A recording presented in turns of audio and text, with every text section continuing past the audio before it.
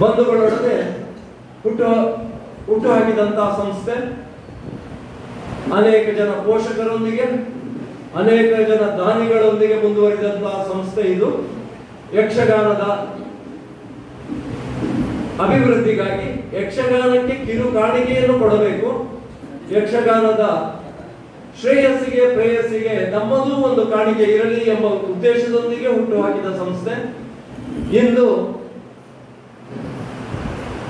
ಮಾನವನ ಜೀವನವಾದರೆ 21ರ ಹರೆಯ, ಬಾಲ್ಯ ದಾಟಿ ತುಂಬು ಯೌವನದಿಂದ ಕಂಗೊಳಿಸುವಂತಹ ಸಮಯ. ಆ ಯೌವನದ ಸಮಯದಲ್ಲಿ ನಮ್ಮ ಸಂಸ್ಥೆ ಇದೆ. ಇವತ್ತು 21ನೇ ವರ್ಷದ ವಾರ್ಷಿಕೋತ್ಸವದ ಕಾರ್ಯಕ್ರಮಕ್ಕೆ ಅಣಿಯಾಗಿದ್ದೇವೆ. ಈ ಮನೋಹರವಾದ ಮುಸ್ಸಂಜೆಯ ಹೊತ್ತು ತಮ್ಮೆಲ್ಲರನ್ನು ಆದರದಿಂದ ಎದುರುಗೊಳ್ಳುತ್ತಾ ಇದ್ದೇವೆ. ದಯವಿಟ್ಟು ಬಂಧುಗಳೆಲ್ಲ ಸಭಾಭವನಕ್ಕೆ ಆಗಮಿಸಿ ನಮ್ಮೊಂದಿಗೆ ಸಹಕರಿಸಬೇಕಾಗಿ ಕೇಳಿಕೊಳ್ಳುತ್ತೇವೆ. ಸಭಾ ಕಾರ್ಯಕ್ರಮದ ಅಂಗವಾಗಿ ನಮ್ಮ ಇಂದಿನ ಸಭಾ ಕಾರ್ಯಕ್ರಮವನ್ನು ಅಧ್ಯಕ್ಷ ಸ್ಥಾನದಿಂದ ಮುನ್ನಡೆಸಬೇಕಾದಂತಹ ನಮ್ಮ ಬಂಧುಗಳೇ ಆದ ಶ್ರೀಯುತ MC ದಯಾನಂದ್ ಭಟ್, ಆಡಳಿತ ಮುಕ್ತೇಶ್ವರರು, ತಾಳಿಪಾಡಿ ವೆಂಕಟರಮಣ ದೇವಸ್ಥಾನ, ಇವರು ವೇದಿಕೆಗೆ ಆಗಮಿಸಿ ಅಧ್ಯಕ್ಷ ಸ್ಥಾನವನ್ನು ಅಲಂಕರಿಸಬೇಕು ಅಂತ ಕೇಳಿಕೊಳ್ತಾ ಇದ್ದೇವೆ ಸಂಸ್ಥೆಯ ಪರವಾಗಿ. ನಮ್ಮ ಸಂಸ್ಥೆಯ ಅಧ್ಯಕ್ಷರು ಅವರನ್ನು ವೇದಿಕೆಗೆ ಕರ್ಕೊಂಡು ಬರಬೇಕು. ಹಾಗೆ ಇಂದಿನ ಅಭ್ಯಾಗತರಾದ ಶ್ರೀಯುತ ಕುಮಾರ್ ಶೆಟ್ಟರು, ಇರುವೈಲು ದೇವಸ್ಥಾನದ ಮಾಜಿ ಮುಕ್ತೇಶ್ವರರು ಹಾಗೂ ನಿವೃತ್ತ ಬ್ಯಾಂಕ್ ಮ್ಯಾನೇಜರ್, ಇರುವೈಲಿನವರು, ಕಲಾವಿದರು, ಕಲಾ ಪೋಷಕರು, ಅವರು ಕೂಡ ವೇದಿಕೆಗೆ ಆಗಮಿಸಿ ಆಸನವನ್ನು ಸ್ವೀಕರಿಸಬೇಕು. ಹಾಗೆ ನಮ್ಮ ಸೀತಾರಾಮಚಂದ್ರ ದೇವಸ್ಥಾನದ ಆಡಳಿತ ಮುಕ್ತೇಶ್ವರರು ಶ್ರೀಯುತ ಕೃಷ್ಣಮೂರ್ತಿ VA, ಇವರು ಕೂಡ ವೇದಿಕೆಗೆ ಆಗಮಿಸಬೇಕು. ನಮ್ಮ ಸಂಸ್ಥೆಯ ಗೌರವಾಧ್ಯಕ್ಷರು ವೇದಮೂರ್ತಿ ಪ್ರಭಾಕರ ಭಟ್ರು, ಹಿರಿಯರು, ಅವರು ಕೂಡ ವೇದಿಕೆಗೆ ಆಗಮಿಸಬೇಕು. ಅಂತೆ ನಮ್ಮ ಸಂಸ್ಥೆಯ ಅಧ್ಯಕ್ಷರು ಶ್ರೀಯುತ ಕಟೋಲಿ ಕೃಷ್ಣಮೂರ್ತಿ ಅವರು ಕೂಡ ವೇದಿಕೆಗೆ ಆಗಮಿಸಿ ಆಸನವನ್ನು ಸ್ವೀಕರಿಸಬೇಕಾಗಿ ಕೇಳಿಕೊಳ್ತಾ ಇದ್ದೇನೆ.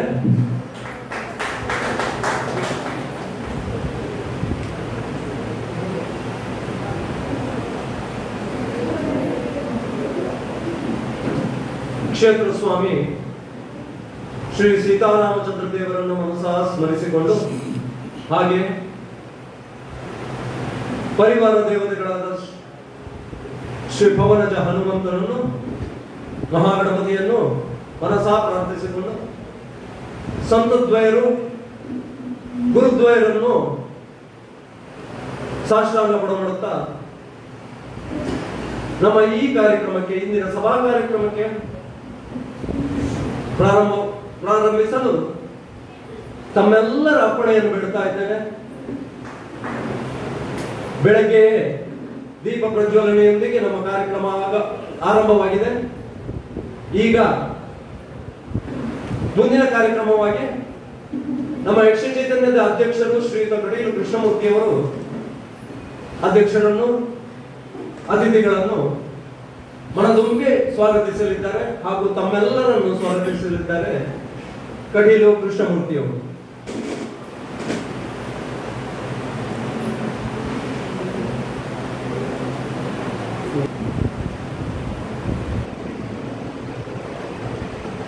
ಕ್ಷೇತ್ರ ಪ್ರಭು ಶ್ರೀರಾಮಚಂದ್ರ ದೇವರು ಹಾಗೂ ಕಟೀಲು ಶ್ರೀ ದುರ್ಗಾ ಪರಮೇಶ್ವರಿ ಇವರ ಪಾದಗಳನ್ನು ವಂದಿಸುತ್ತಾ, ವೇದಿಕೆಯಲ್ಲಿರುವ ಆಹ್ವಾನಿತ ಗಣ್ಯರೇ ಹಾಗೂ ಇಲ್ಲಿ ನೆರೆದಿರುವ ಎಲ್ಲ ಯಕ್ಷಗಾನ ಪ್ರೇಮಿ ಬಂಧುಗಳೇ, ಭಗಿನಿಯರೇ, 1995ರಲ್ಲಿ ಈ ಕ್ಷೇತ್ರದಲ್ಲಿ ಯಕ್ಷಗಾನ ತಾಳಮದ್ದಲೆಯ ಚಟುವಟಿಕೆಗಳು ಶುರುವಾದವು.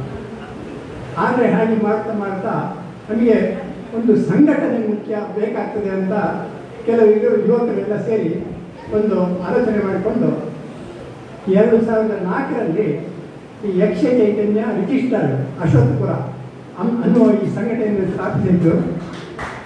ಅಂದಿನಿಂದ ಇಲ್ಲಿವರೆಗೆ ಅಂದರೆ ಈಗ 21ನೇ ಹರೆಯದಲ್ಲಿ ಈ ಯಕ್ಷ ಚೈತನ್ಯದ ಕಾರ್ಯಕ್ರಮಗಳು ಮುಂದುವರಿಯುತ್ತಾ ಇದೆ. ಇಂದು ಈ ವರ್ಷಾಚರಣೆ ಸಂಭ್ರಮ ಅಂತೂ ಎಲ್ಲರಿಗೂ ಬಹಳ ಖುಷಿ ಕೊಟ್ಟಿದೆ. ಯಾಕಂದರೆ ಇವತ್ತು 3 ತಾಳಮದ್ದೆ ಕಾರ್ಯಕ್ರಮಗಳು ನಡೀತಾ ಇದ್ದಾವೆ. ಈಗ ಈ ಸಮಾರಂಭದಲ್ಲಿ ಈಗ ಸಭಾ ಕಾರ್ಯಕ್ರಮ ನಡೀತಾ ಇದೆ. ಇದರ ಅಧ್ಯಕ್ಷತೆಯನ್ನು ಶ್ರೀ ತಾಳಿಪಾಡಿ ಶ್ರೀ ಲಕ್ಷ್ಮೀ ವೆಂಕಟರಮಣ ದೇವಸ್ಥಾನದ ಆಡಳಿತಾಧಿಕಾರಿಗಳು ಶ್ರೀ MC ದಯಾನಂದ ಭಟ್ ಇವರು ವಹಿಸಿಕೊಂಡಿದ್ದಾರೆ. ನಮ್ಮ ಆಹ್ವಾನದ ಮೇರೆಗೆ ಪ್ರೀತಿಯಿಂದ ವಹಿಸಿಕೊಂಡು ಸಂತೋಷ ಬಂದರೆ ಇವರಿಗೆ ಯಕ್ಷ ಚೈತನ್ಯ ಸಂಘಟನೆ ಪರವಾಗಿ ಆತ್ಮೀಯವಾಗಿ ಸ್ವಾಗತಿಸ್ತಾ ಇದ್ದೇನೆ.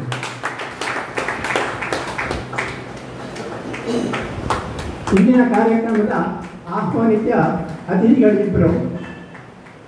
ಅದರಲ್ಲಿ ಒಬ್ಬರು ಸರಕಾರಿ ಸ್ವಾಮ್ಯದ ಒಂದು ಬ್ಯಾಂಕಿನಲ್ಲಿ ಪ್ರಬಂಧಕರಾಗಿ ನಿವೃತ್ತರಾದವರು, ಸ್ವತಃ ಯಕ್ಷಗಾನ ಕಲಾವಿದರು. ಅಷ್ಟೇ ಅಲ್ಲದೆ ಇರುವೈಲು ದೇವಸ್ಥಾನದ ಆಡಳಿತ ಮುಕ್ತೇಸರರಾಗಿ ಇದ್ದವರು. ಆಮೇಲೆ ಇರುವೈಲು ದುರ್ಗಾಪರಮೇಶ್ವರಿ ಯಕ್ಷಗಾನ ಮಂಡಳಿಯ ಸಂಚಾಲಕರು ಆಗಿರುವ ನಮ್ಮ ಶ್ರೀಯುತ ಕುಮಾರ್ ಶೆಟ್ಟರನ್ನು ಆತ್ಮೀಯವಾಗಿ ಸ್ವಾಗತಿಸ್ತಾ ಇದ್ದೇನೆ. ಇನ್ನೊಬ್ಬ ಅತಿಥಿ ನಮಗೆ ಎಲ್ಲರಿಗೂ ಚಿರಪರಿಚಿತ. ಇವರು ಸ್ಥಳೀಯ ಶಾಲೆಯಲ್ಲಿ ಮುಖ್ಯೋಪಾಧ್ಯಾಯರಾಗಿದ್ದವರು. ಆಮೇಲೆ ಮೂಡಬಿದಿರೆ ವಲಯದ ಸ್ಕೌಟ್ಸ್ ಆ್ಯಂಡ್ ಗೈಡ್ಸ್ ಇದರಲ್ಲಿ ಕೋಶಾಧಿಕಾರಿಗಳಾಗಿ ಸೇವೆ ಮಾಡುತ್ತಾ ಇದ್ದಾರೆ. ಹಾಗೆ ಪ್ರಸ್ತುತ ಶ್ರೀ ಕ್ಷೇತ್ರದ ಶ್ರೀ ಸೀತಾರಾಮಚಂದ್ರ ದೇವಸ್ಥಾನದ ಆಡಳಿತ ಮುಕ್ತೇಸರಾಗಿದ್ದಾರೆ. ನಮ್ಮೆಲ್ಲರ ಪ್ರೀತಿಯ ಶ್ರೀ ಕೃಷ್ಣಮೂರ್ತಿ ಅಶ್ವತ್ಥಾಮ ಮೊಂಟಿಮಾರ್ ಇವರಿಗೆ ಆತ್ಮೀಯ ಸ್ವಾಗತ ನೀಡುತ್ತಾ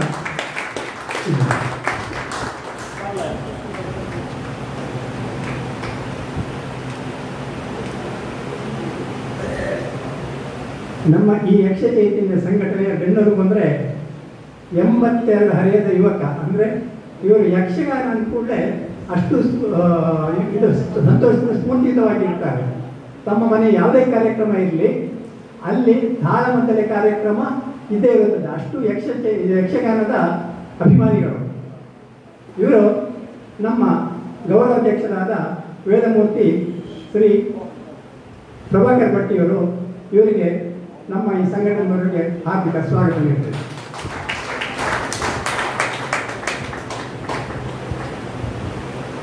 ನಮ್ಮ ಸಂಘಟನೆ 21ನೇ ವರ್ಷದ ಕಾರ್ಯಕ್ರಮದಲ್ಲಿ ಸನ್ಮಾನ ಸ್ವೀಕರಿಸುತ್ತಿದ್ದಾರೆ ಹಿರಿಯ ಯಕ್ಷಗಾನ ಕಲಾವಿದರು. ಕಟೀಲು ಮೇಳದಲ್ಲಿ ತುಂಬ ವರ್ಷ ಸೇವೆ ಮಾಡಿ ಈಗ ನಿವೃತ್ತರು. ಇವರು ಶ್ರೀ ರೆಂಜಾಳ ರಾಮಕೃಷ್ಣ ಭಟ್ರು ಇಲ್ಲಿದ್ದಾರೆ. ಅವರಿಗೂ ಹಾರ್ದಿಕವಾಗಿ ಸ್ವಾಗತ ಕೊಡ್ತಾ ಇದ್ದಾರೆ. ಈ ವರ್ಷದ ಯಕ್ಷನಿಧಿ ಸ್ವೀಕರಿಸುವವರು ಶ್ರೀ ಸತೀಶ್ ಆಚಾರ್ಯ. ದುರದೃಷ್ಟವಶಾತ್ ರಸ್ತೆ ಅಪಘಾತದಲ್ಲಿ ಅವರು ಇನ್ನಿಲ್ಲವಾಗಿದ್ದಾರೆ. ಆದರೆ ಯಕ್ಷಗಿರಿ ಸ್ವೀಕರಿಸಲಿಕ್ಕೆ ಅವರ ಸಹೋದರರಿಗೆ ಬಂದರೆ ಅವರಿಗೂ ಆತ್ಮೀಯವಾಗಿ ಸ್ವಾಗತಿಸ್ತಾ ಇದ್ದಾರೆ. ನಮ್ಮ ಸಮಾಜದ ಯಕ್ಷಗಾನ ಕ್ಷೇತ್ರದಲ್ಲಿ ಗಂಡಸರು ಕೆಲವರು ಸಾಧನೆ ಮಾಡಿದ್ದಾರೆ, ಅಂದರೆ ಯಕ್ಷಗಾನದಲ್ಲಿ ಕುಣಿತದಲ್ಲಿ. ಆದರೂ ಹುಡುಗಿಯರು ಸಾಧನೆ ಮಾಡಿರೋರು ಯಾರು ಇಲ್ಲ ಅಂತ ಕಾಣಿಸುತ್ತೆ. ನಮ್ಮ ನೆಲ್ಲಿಮಾರು ಕುಟುಂಬದ ಮನ್ವಿತಾ ನೆಲ್ಲಿಮಾರು ಇವಳು ಯಕ್ಷಗಾನದಲ್ಲಿ ತುಂಬ ಸಾಧನೆ ಮಾಡಿ 10 ಯಕ್ಷಗಾನಗಳನ್ನೆಲ್ಲ ಮಾಡಿದ್ದಾಳೆ. ಇವಳ ಈಗ ಇಂಜಿನಿಯರ್ ಓದ್ತಾ ಇದ್ದಾಳೆ.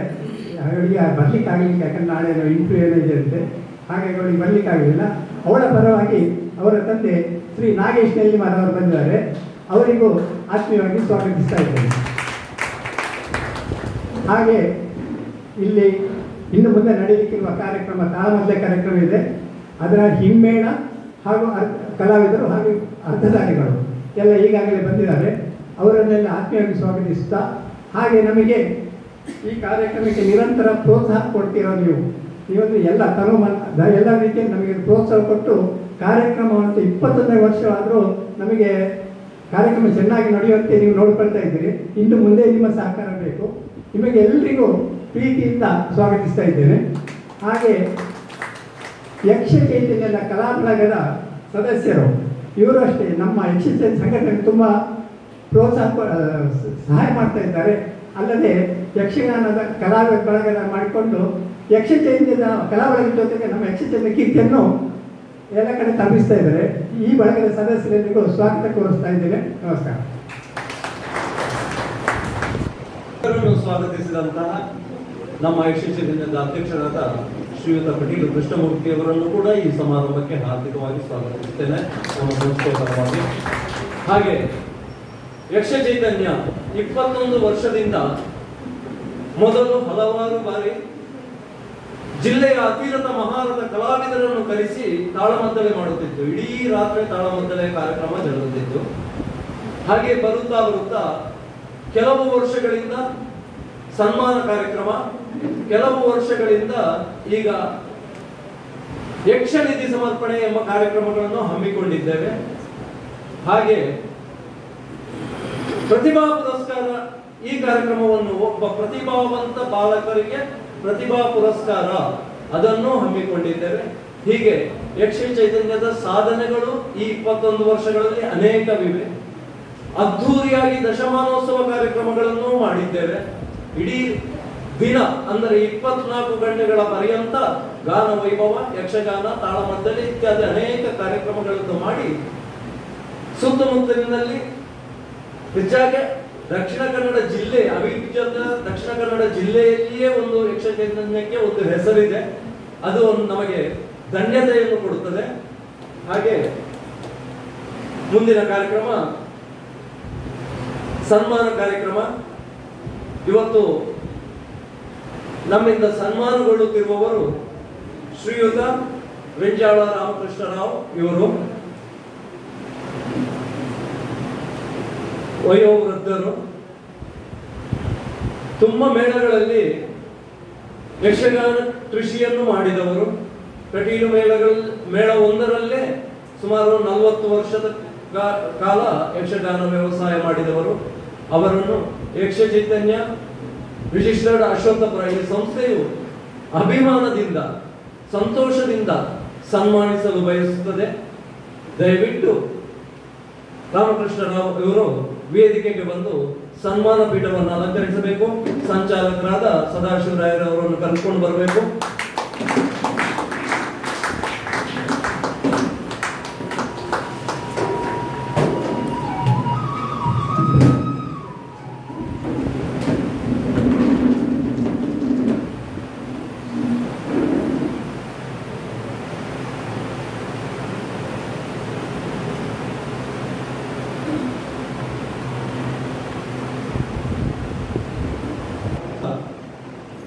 ರೆಂಜಾಳ ರಾಮಕೃಷ್ಣ ರಾವ್ ಇವರು ವೇದಿಕೆಗೆ ಆಗಮಿಸಿ ಸನ್ಮಾನ ಪೀಠವನ್ನು ಅಲಂಕರಿಸಿದ್ದಾರೆ.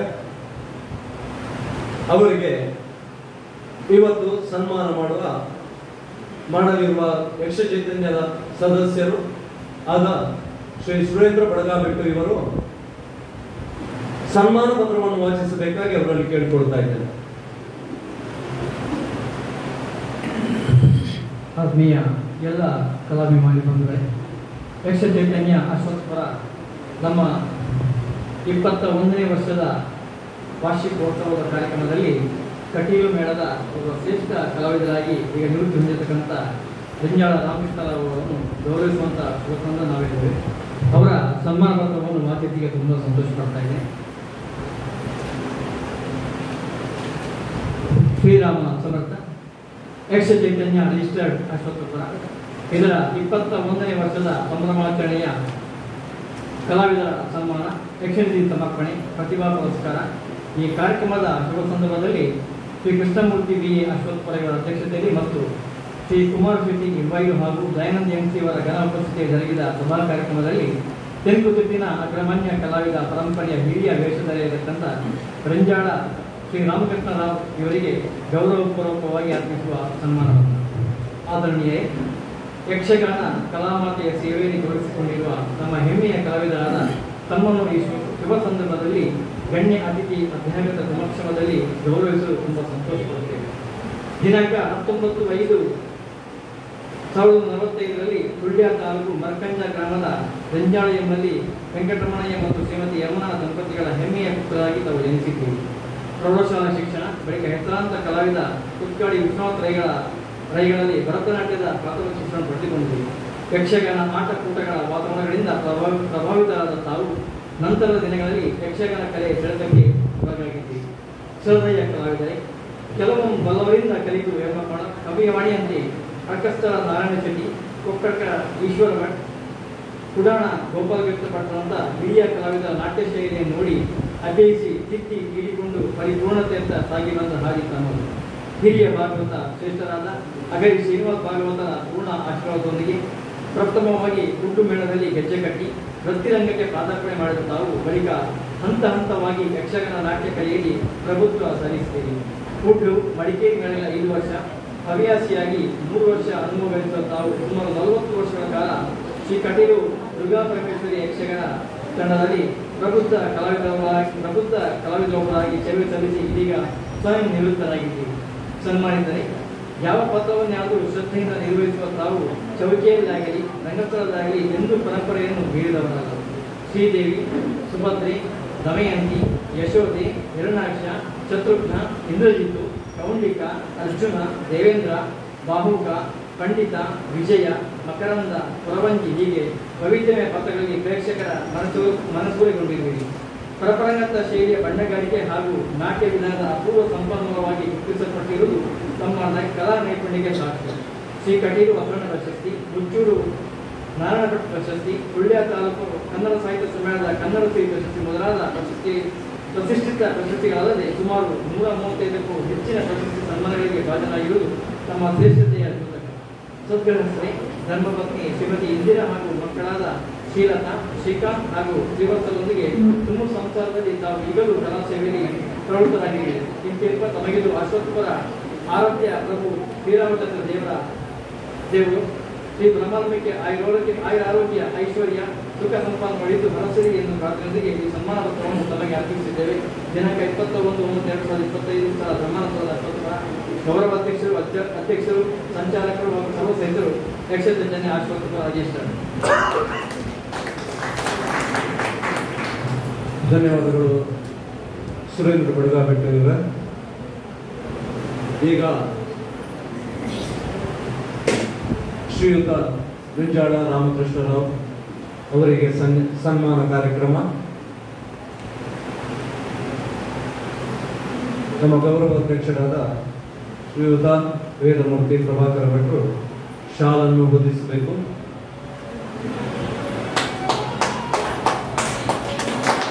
ಸಭಾಧ್ಯಕ್ಷರಾದ ಶ್ರೀಯುತ ದಯಾನಂದ MC ಇವರು ಭಾರವನ್ನು ತೊಡಗಿಸಬೇಕು. ಹಾಗೆ ಶ್ರೀಯುತ ಕುಮಾರ ಶೆಟ್ಟರು ಬೇಡವನ್ನು ತೊಡಗಿಸಬೇಕು.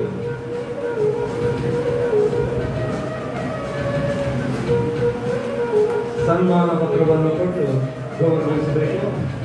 ಹಾಗೆ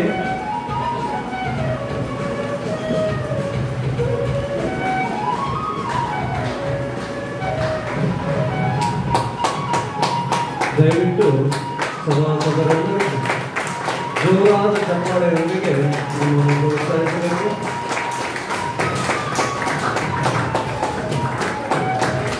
ಅತಿಥಿ ಗಣ್ಯರೆಲ್ಲರೂ ಶ್ರೀಯುತ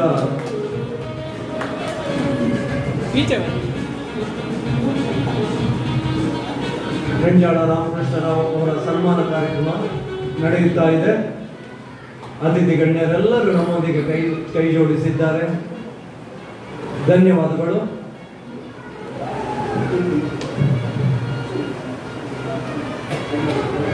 ನಮ್ಮ ಮುಂದಿನ ಕಾರ್ಯಕ್ರಮ ಯಕ್ಷನಿಧಿ ಸಮರ್ಪಣೆ.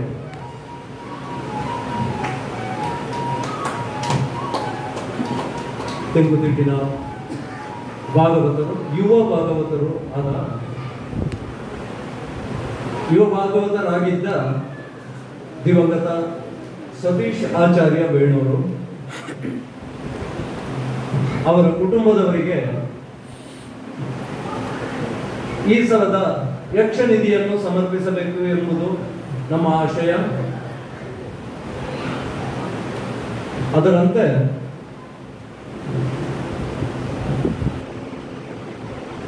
ಈ 21ನೇ ವಾರ್ಷಿಕೋತ್ಸವದ ಸಂದರ್ಭದಲ್ಲಿ ಶ್ರೀಯುತ ಸತೀಶ್ ಆಚಾರ್ಯ ನೀರ್ಕೆರೆ, ಸತೀಶ್ ಆಚಾರ್ಯ ಬೇಳೂರು ಅವರ ಸಹೋದರ ಚಂದ್ರಶೇಖರ್ ಆಚಾರ್ಯರು ಯಕ್ಷನಿಧಿಯನ್ನು ಸ್ವೀಕರಿಸಲು ಇಲ್ಲಿಗೆ ಆಗಮಿಸಿದ್ದಾರೆ. ಅವರ ಮಾತೃಶ್ರೀಯವರು ವೃದ್ಧಾಪ್ಯದಲ್ಲಿದ್ದಾರೆ. ಹಾಗೆ ಆದ್ದರಿಂದ ಅವರ ಸಹೋದರ ಆಗಮಿಸಿದ್ದಾರೆ. ದಯವಿಟ್ಟು ವೇದಿಕೆಗೆ ಬರಬೇಕು ಅಂತ ಕೇಳ್ಕೊಳ್ತಾ ಇದ್ದೇನೆ. ವೇದಿಕೆಗೆ ಬಂದು ಯಕ್ಷನಿಧಿಯನ್ನು ಸ್ವೀಕರಿಸಬೇಕು. ದಯವಿಟ್ಟು ಆಸನವನ್ನು ಸ್ವೀಕರಿಸಬೇಕು ಅಂತ ಕೇಳ್ಕೊಳ್ತಾ ಇದ್ದೇನೆ.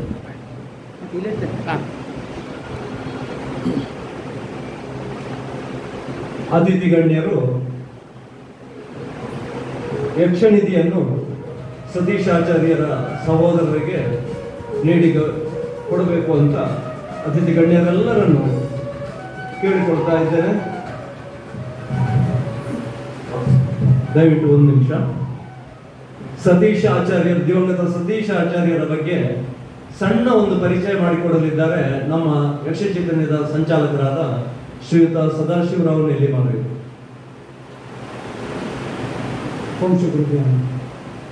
ಹೆಸರು ಸತೀಶ್ ಆಚಾರ್ಯ. ವೇಣು ರವಿಚಂದ್ರ ಕನ್ನಡಿಕಟ್ಟೆ ಅವರ ಶಿಷ್ಯ. ಇಲ್ಲಿ ಅವರ ಸಹೋದರ 42 ವರ್ಷದ ಚಂದ್ರಶೇಖರ್ ಆಚಾರ್ಯರು ಇಲ್ಲಿ ಕುಳಿತಿದ್ದಾರೆ. ಅವರು ಮೊನ್ನೆ ಮಾರ್ಚ್ 29ರಂದು ಭಾಗವತಿಗೆ ಮುಗಿಸಿ ವೇಣೂರಿಗೆ ಬರುವಾಗ ವೇಣೂರಿನ ಸಮೀಪವೇ ಬೈಕ್ ಮತ್ತು ಇನ್ನೊಂದು ವಾಹನ ಅದರೊಳಗೆ ಬಿದ್ದು ಸ್ಥಳದಲ್ಲಿ ಇಹಲೋಕ ತ್ಯಜಿಸಿದ್ದಾರೆ. ಯಕ್ಷ ಚೈತನ್ಯ ಕೊಡಮಾಡುವಂತಹದ್ದು ಯಕ್ಷ ನಿಧಿ. ಹೆಸರು ದೊಡ್ಡದು ನಿಧಿ. ಆದರೆ ಪ್ರಾರಂಭ 21 ವರ್ಷಗಳಿಗಾಗಿ ಪ್ರಾರಂಭ ಆಗುವಾಗ 1,000, 2,000, 3,000, 4,000, ಈಗ ನಾವು 5,000 ತಲುಪಿದ್ದೇವೆ. 6,000. ಮುಂದಿನ ದಿನಗಳಲ್ಲಿ ಈ ನಿಧಿ ಅಶಕ್ತ ಕಲಾವಿದರನ್ನು ಕೊಡಮಾಡುವರೆ ಹೆಚ್ಚಾಗಬೇಕಾದ್ರೆ ಕಲಾಭಿಮಾನಿ ಕಲಾಪೋಷಕ ನಿಮ್ಮ ಸಹಕಾರ ಅಗತ್ಯ ಇರಲಿ. ಒಂದು ಹೆಸರು ದೊಡ್ಡದು ಮತ್ತು ಚಿಕ್ಕದು. ರವಿಚಂದ್ರ ಕನ್ನಡಿಕಟ್ಟೆಯವರ ಶಿಷ್ಯ. 3 ಮಕ್ಕಳು ಸತೀಶ್ ಆಚಾರ್ಯರ ತಂದೆ ತಾಯಿಗೆ. ಪ್ರಥಮದವರು ಇವರೇ, ಗಂಡು ಮಗ ಚಂದ್ರಶೇಖರ್ ಆಚಾರ್ಯ, ದ್ವಿತೀಯ ಹೆಣ್ಣು, ತೃತೀಯ ಸತೀಶ್ ಆಚಾರ್ಯ. ಮಾರ್ಚ್ 29 ಭಾಗವತಿಗೆ ಮುಗಿಸಿ ಅವರ ಮೇಳ ಪ್ರಸಕ್ತ ಇದ್ದದ್ದು ಮಂಗಳಾದೇವಿ ಮೇಳ. ಅದು ಬೆಳಿಗ್ಗೆವರೆಗೆ ಆಟ ಆಗುವಂಥದ್ದು. ಮುಂಚಾವ ಅವರ ಭಾಗವತಿಗೆ ಮುಗಿಸಿ ಮನೆಗೆ ಬರುವಾಗ ಅಪಘಾತ ಆಯಿತು. ಇದನ್ನು ತ್ಯಜಿಸಿದರು. ಇಲ್ಲಿವರೆಗೆ ನಾವು ಕೊಡ್ತಿದ್ದದ್ದು ಅಶಕ್ತ ಕಲಾವಿದರಿಗೆ. ಆದರೆ ಈ ಬಾರಿ ಬೇರೆ ಗಂಡು ಮಕ್ಕಳು ಹೆಣ್ಣು ಮಕ್ಕಳು ಗೊತ್ತಾಗಿದೆ. ಇತ್ತ ತಾಯಿಯೊಟ್ಟಿಗಿಂತ ಗಂಡು ಮಗ ಸತೀಶ್ ಆಚಾರ್ಯ ಇಹಲೋಕ ತ್ಯಜಿಸಿದ ನಂತರ ಅವರ ಸಹೋದರ ನನ್ನ ಆತ್ಮೀಯರು. ಈಗೀಗ ಅಮ್ಮ ಸ್ವಲ್ಪ ಕಷ್ಟದಲ್ಲಿದ್ದಾರೆ. ಒಬ್ಬರೇ ನನಗೆ ಗೊತ್ತಿತ್ತು, ಮಗ ತೀರ್ಕೊಳ್ಳೋದು ಗೊತ್ತಿತ್ತು. ತಮ್ಮ ಹೇಗಿದ್ದಾರೆ ಅಂತ ಹೇಳುವಾಗ ತುಂಬ ಕಷ್ಟದಲ್ಲಿದ್ದಾರೆ. ನಾನು ನಮ್ಮ ಅಧ್ಯಕ್ಷರಲ್ಲಿ ಹೇಳಿದೆ, ಈಗೀಗ ಉಂಟು ಅಂತ. ಒಂದೇ ಮಾತು, ಈ ಸತ್ಯ ಅವರಿಗೆ. ಹಾಗಾಗಿ ಆ ಯಕ್ಷನಿಧಿ ದಿವಂಗತರು ಸತೀಶ್ ಆಚಾರ್ಯರು ಅವರ ಪರವಾಗಿ ಅವರ ಸಹೋದರರಾದ ಚಂದ್ರಶೇಖರ್ ಸ್ವೀಕರಿಸಿ ಅವರ ತಾಯಿ ಮಲಗಿದಲ್ಲೇ ಇದ್ದಾರೆ. ನೋಡಲಿಕ್ಕೆ ಆಸೆ ಇತ್ತಂತೆ. ಏನೋ ಅಶೋಕ್ಪುರದವರಂತೆ ಯಕ್ಷ ಚೈತನ್ಯಂತೆ ಮಗನಿಗೆ ದಿವಂಗತ ಇದು ಯಕ್ಷನಿಧಿ ಕೊಡ್ತಾರಂತೆ ಬರಬೇಕಿತ್ತಲ್ಲ ಅಂತ ಹೇಳೋದು ಅವರಿಗೆ ಮಲಗಿದಲ್ಲೇ ಇದ್ದಾರೆ. ಕೇವಲ ತನ್ನ ಇದಕ್ಕೆ ಮಾತ್ರ ಯಾವುದು ನಿತ್ಯ ಕರ್ಮಗಳಿಗೆ ಮಾತ್ರ ಎದ್ದು ಓಡಾಡ್ತಾರೆ. ಹಾಗಾಗಿ ಅವರಿಗೆ ಬರಲಿಕ್ಕಾಗಲಿಲ್ಲ. ಹಾಗಾದರೆ ನೀವೇ ಬನ್ನಿ ಅಂತ ಚಂದ್ರಶೇಖರಲ್ಲಿ ಕರೆದಿದ್ದೇನೆ.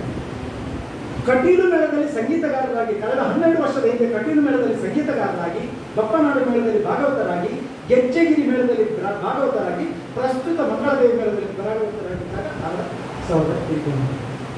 ಅವರಿಗೆ ಈಗ 40 ಹರೆಯ. ಅದೇ ಮಾರ್ಚ್ 29 ನಿಧನರಾಗಿದ್ದಾರೆ. ಇದಿಷ್ಟು ಅವರ ಪರಿಚಯ. ಅವರಿಗೆ ಈ ವರ್ಷ ಯಕ್ಷನಿಧಿ ಕೊಡಮಾಡಲ್ಪಡುತ್ತದೆ. ಅವರ ಸಹೋದರ ಸ್ವೀಕರಿಸಿ ಅವರ ತಾಯಿಯವರಿಗೆ ಹಸ್ತಾಂತರಿಸಬೇಕು ಅಂತ ನಾವು ಯಕ್ಷ ಚೈತನ್ಯದವರು ಆಶಿಸ್ತೇವೆ. ನಮಸ್ಕಾರ. ಧನ್ಯವಾದಗಳು ಸದಾಶಿವರಾಯರೇ. ದಯವಿಟ್ಟು ಅತಿಥಿ ಗಣ್ಯರು ಅವರಿಗೆ ಯಕ್ಷನಿಧಿಯನ್ನು ಹಸ್ತಾಂತರಿಸಬೇಕು. ನಮ್ಮ ಗೌರವ ಅಧ್ಯಕ್ಷರು, ಅತಿಥಿ ಗಣ್ಯರು.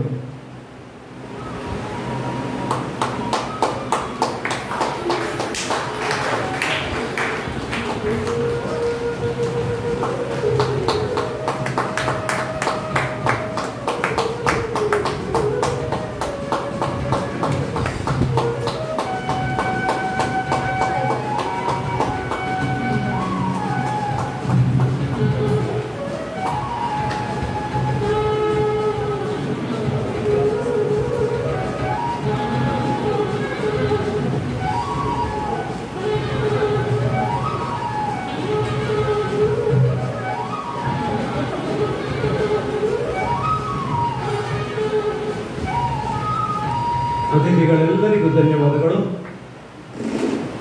ಯಕ್ಷ ಚೈತನ್ಯ ಅಶ್ವತ್ಥಪುರ ಇದರಿಂದ ಕೊಡಲ್ಪಡುವ ಪ್ರತಿಭಾ ಪುರಸ್ಕಾರ ನಮ್ಮ ದೇಶಸ್ಥ ಬ್ರಾಹ್ಮಣ ಸಮಾಜದ ಒಬ್ಬರು ಬಾಲ ಸಾಧಕರಿಗೆ ಅಂದರೆ ಮಕ್ಕಳಿದ್ದವರಿಗೆ ಕೊಡುವಂತಹ ಪುರಸ್ಕಾರ, ಪ್ರತಿಭಾ ಪುರಸ್ಕಾರ. ಅಂತಹ ಪ್ರತಿಭಾನ್ವಿತರಿಗೆ ಪುರಸ್ಕಾರ ಕೊಡೋದು ನಾವು ತುಂಬಾ ಯೋಚನೆ ಮಾಡಬೇಕಾಗ್ತದೆ. ಎಲ್ಲ ಮಕ್ಕಳು ಪ್ರತಿಭಾನ್ವಿತರೇ, ಆದರೆ ನಮ್ಮ ಯಕ್ಷ ಚೈತನ್ಯ ಯಕ್ಷಗಾನಕ್ಕಾಗಿಯೇ ಮೀಸಲಿಟ್ಟ ಸಂಸ್ಥೆ ಆದ್ದರಿಂದ ಆದಷ್ಟು ನಾವು ಯಕ್ಷಗಾನದಲ್ಲಿ ಭಾಗವಹಿಸುವಂತಹ ಮಕ್ಕಳಿಗೆ ಇದನ್ನು ಕೊಡಮಾಡುತ್ತೇವೆ. ಈ ಬಾರಿಯ ಪ್ರತಿಭಾ ಪುರಸ್ಕಾರಕ್ಕೆ ಆಯ್ಕೆಯಾದವಳು ನಮ್ಮವಳೆ, ನಮ್ಮ ಯಕ್ಷ ಚೈತನ್ಯದ ಸಂಚಾಲಕರಾದ ಶ್ರೀಯುತ ಸದಾಶಿವರಾವ್ ನೆಲ್ಲಿಮಾರು ಅವರ ಕುಟುಂಬದಿಂದ, ಅವರ ಸಹೋದರನ ಮಗಳು. ಅನಿವಾರ್ಯ ಕಾರಣಗಳಿಂದ ಅವಳಿಗೆ ಇವತ್ತು ಬರ್ಲಿಕ್ಕೆ ಆಗಲಿಲ್ಲ. ಅವಳ ತಂದೆಯವರು ಶ್ರೀಯುತ ನಾಗೇಶ್ವರರಾವ್ ನೆಲ್ಲಿಮಾರು ದಯವಿಟ್ಟು ವೇದಿಕೆಗೆ ಬರಬೇಕು. ತಮ್ಮ ಮಗಳ ಪರವಾಗಿ ಪ್ರತಿಭಾ ಪುರಸ್ಕಾರವನ್ನು ತಾವು ಸ್ವೀಕರಿಸಬೇಕು.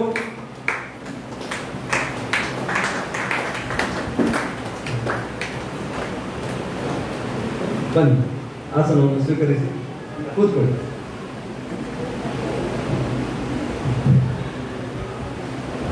ಕುಮಾರಿ ಮನ್ವಿತಾ ನೆಲ್ಲಿಮಾರು ಇವಳ ಕಿರು ಪರಿಚಯವನ್ನು ಅವಳ ಸಹೋದರ ಅನಂತಕೃಷ್ಣ ನೆಲ್ಲಿಮಾರು ಇವರು ಮಾಡಿಕೊಡಲಿದ್ದಾರೆ. ಎಲ್ಲರಿಗೂ ನಮಸ್ಕಾರ. ಕುಮಾರಿ ಮನ್ವಿತಾ ನೆಲ್ಲಿಮಾರು ಇವಳು ನಮ್ಮ ಸಮಾಜದ ನೆಲ್ಲಿಮಾರು ವಂಶಸ್ಥದ ಕುಡಿ. ಇವರು ಶಿವಮೊಗ್ಗದಲ್ಲಿ ರಿಯಲ್ ಎಸ್ಟೇಟ್ ಉದ್ಯಮಿಯಾದಂತಹ ಶ್ರೀಯುತ ನಾಗೇಶ್ವರರಾವ್ ಹಾಗೂ ಆಶಾ ಇವರ ದಂಪತಿಗಳ ಪುತ್ರಿ. ಪ್ರಸ್ತುತ information science JMCC Jawaharlal Nehru ಕಾಲೇಜಿನಲ್ಲಿ ಇಂಜಿನಿಯರಿಂಗ್ ಪದವಿ ವ್ಯಾಸಂಗ ಮಾಡ್ತಾ ಇದ್ದಾಳೆ. ಪ್ರಸ್ತುತ ಕೊನೆಯ ವರ್ಷದಲ್ಲಿದ್ದಾಳೆ. ಇವಳು ತನ್ನ ಪಠ್ಯದ ಕಲಿಕೆಯೊಂದಿಗೆ ಪಠ್ಯೇತರ ಚಟುವಟಿಕೆಯಾಗಿ ಯಕ್ಷಗಾನವನ್ನು ಆಯ್ಕೆ ಮಾಡಿಕೊಂಡಿದ್ದು ನಮ್ಮೆಲ್ಲರಿಗೆ ಸಂತೋಷ ತಂದಿದೆ. ಹಾಗೂ ಇವಳಿಗೆ ಅದಕ್ಕೆ ಸರಿಯಾಗಿ ಗುರುಗಳಾಗಿ ಐನಬೈದು ಪರಮೇಶ್ವರ ಹೆಗಡೆಯವರಲ್ಲಿ ನಾಟ್ಯ, ಅರ್ಥಗಾರಿಕೆ ಅಭ್ಯಾಸ ಮಾಡುತ್ತಿದ್ದಾಳೆ. ತನ್ನ ಗುರುವಿನ ಮಾರ್ಗದರ್ಶನದಲ್ಲಿ ಹಲವಾರು ಪ್ರದರ್ಶನಗಳನ್ನು ಕೊಟ್ಟಿದ್ದಾಳೆ. ಇವಳು ಅವಳ ತಂಡದಲ್ಲಿ ಶ್ರೀದೇವಿ ಮಹಾತ್ಮೆ ಪ್ರಸಂಗದಲ್ಲಿ ವಿದ್ಯುತ್ ಮಾಲಿನಿ, ದೇವೇಂದ್ರ ಹಾಗೂ ಇನ್ನಿತರ ಸ್ತ್ರೀ ಪಾತ್ರವೇ ಆಗಲಿ ಪುರುಷ ಪಾತ್ರವೇ ಆಗಲಿ ಯಶಸ್ವಿಯಾಗಿ ನಿಭಾಯಿಸಿದ್ದಾಳೆ. ಅಲ್ಲದೆ ರಾಮಾಯಣ ಮಹಾಭಾರತದ ಹಲವಾರು ಪಾತ್ರಗಳು, ಜಮದಗ್ನಿ ಆಗಿರ್ಬೋದು, ಶಕುಂತಲೆ ಆಗಿರ್ಬೋದು, ಇನ್ನಿತರ ಹಲವಾರು ಪಾತ್ರಗಳನ್ನು ನಿರ್ವಹಿಸಿ ಜನಮೆಚ್ಚುಗೆಯನ್ನು ಪಡೆದಿದ್ದಾಳೆ. ವಿದ್ಯಾಭ್ಯಾಸದ ನಂತರವೂ ಯಕ್ಷಗಾನವನ್ನು ಹವ್ಯಾಸವಾಗಿ ಮುಂದುವರಿಸುವ ಇಚ್ಛೆಯನ್ನು ಹೊಂದಿರುವ ಇವಳಿಗೆ ಶ್ರೀ ಸೀತಾರಾಮಚಂದ್ರ ದೇವರು ಆರೋಗ್ಯ ಐಶ್ವರ್ಯಗಳನ್ನು ಕೊಟ್ಟು ಅನುಗ್ರಹಿಸಲಿ. ಕಲಾಮಾತೆ ಬ್ರಾಹ್ಮರಿಯು ಅವಳ ಮನದಿಚ್ಛೆಯನ್ನು ಪೂರ್ಣಗೊಳಿಸಲಿ ಎಂದು ಯಕ್ಷ ಚೈತನ್ಯ ಸಂಸ್ಥೆಯ ಪರವಾಗಿ ಶುಭ ಹಾರೈಸುತ್ತೇವೆ. ಧನ್ಯವಾದಗಳು. ಧನ್ಯವಾದಗಳು ಅನಂತಕೃಷ್ಣ ನೆಲ್ಲಿಮಾರ್ ಅವರೇ. ಹಾಗೆ ಒಂದು ಮಗು ಪಠ್ಯೇತರ ಚಟುವಟಿಕೆಗಳಲ್ಲಿ ಪ್ರತಿಭೆಯನ್ನು ತೋರಿಸಬೇಕಾದರೆ ತಂದೆ ತಾಯಿಗಳ ಪ್ರೋತ್ಸಾಹವೂ ಅಗತ್ಯ. ಹಾಗೆ ತಂದೆಯಾದ ಪ್ರೋತ್ಸಾಹಕರು, ತಂದೆಯವರು ಆದ ಶ್ರೀ ನಾಗೇಶ್ ನೆಲ್ಲಿಮಾರ್ ಅವರು ಮನ್ವಿತಾಳ ಪರವಾಗಿ ಪ್ರತಿಭಾ ಪುರಸ್ಕಾರವನ್ನು ಸ್ವೀಕರಿಸಬೇಕು ಅಂತ ಕೇಳ್ಕೊಳ್ತಾ ಇದ್ದಾರೆ. ಅತಿಥಿ ಗಣ್ಯರೆಲ್ಲರೂ ಪ್ರತಿಭಾ ಪುರಸ್ಕಾರ ಮನ್ವಿತಾಳ ಪರವಾಗಿ ನಾಗೇಶ್ ರಾಯರಿಗೆ ಕೊಡಬೇಕು ಅಂತಲೂ ಕೇಳ್ಕೊಳ್ತಾ ಇದ್ದಾರೆ.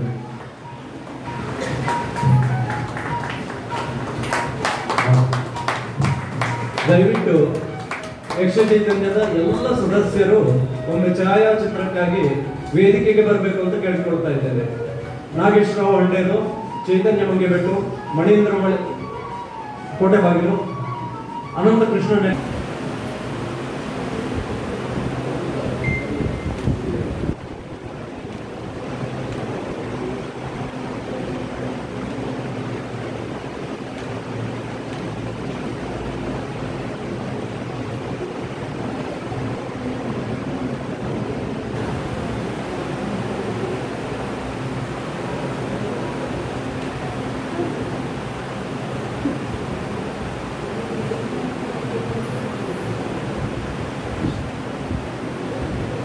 ಧನ್ಯವಾದಗಳು.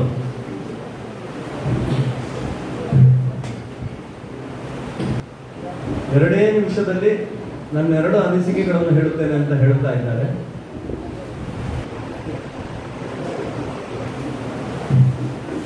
ಅಶ್ವತ್ಪುರದ ಶ್ರೀರಾಮಚಂದ್ರ ದೇವರಿಗೆ ವಂದಿಸುತ್ತಾ, ನಾನು ನಂಬಿಕೊಂಡು ಬಂದಂಥ ದೇವರುಗಳಿಗೆ ವಂದಿಸುತ್ತಾ, ನನ್ನ ತಮ್ಮನ ಬಗ್ಗೆ ಹೇಳುವುದಾದರೆ, ಅವನು ಎಳವೆಯಲ್ಲೇ ದೇವರವರನ್ನು ಕರ್ಕೊಂಡು ಹೋದನು. ಅವನು 40 ವರ್ಷ ಪ್ರಾಯ ಇರುವಾಗ ಮೊನ್ನೆ ಇತ್ತೀಚೆಗೆ ಯಕ್ಷಗಾನದಿಂದ ಬರುವಾಗ ಬೇರೆ ಒಂದು ಬೈಕಿನವರು ಹೊರಟು ಅಲ್ಲಿಯೇ ಮೃತರಾಗಿರುತ್ತಾನೆ. ನನಗೆ ಈಗ ಏನು ನೀವು ಅವನ ಪರವಾಗಿ ಮಾಡಿದ ಸನ್ಮಾನವಿಲ್ಲ, ಅದು ನನ್ನದಲ್ಲ, ಅದು ಅವನಿಗೆ ಸಂದುವಂಥದ್ದು ಮತ್ತು ಅವನ ಗುರುಗಳಾದ ರವಿಚಂದ್ರ ಕನ್ನಡಿಗಟ್ಟಿಗೆ ಸಂದಬೇಕಾದ ಸನ್ಮಾನ. ಯಾಕಂದರೆ ರವಿಚಂದ್ರ ಕನ್ನಡಿಗಟ್ಟೆ ಇಲ್ಲ ಅಂತ ಆದರೆ ನನ್ನ ತಮ್ಮನಿಗೆ ಈ ಸನ್ಮಾನದದ್ದಲ್ಲ. ಮನೆಯಲ್ಲಿರುವಂಥ ಸನ್ಮಾನದ ಪತ್ರಗಳನ್ನು, ಮನೆಯಲ್ಲಿರುವ ಮೆಮೊಂಟಗಳನ್ನು ನೋಡುವಾಗ ಕಣ್ಣಲ್ಲಿ ನೀರು ಯಾವತ್ತೂ ಬರ್ತಾ ಇತ್ತು. ನನಗೆ ಅರಗಿಸಲಿಕ್ಕೆ ಆಗ್ತಾ ಇಲ್ಲ. ಈ ಯಕ್ಷ ಚೈತನ್ಯ ಎಂಬ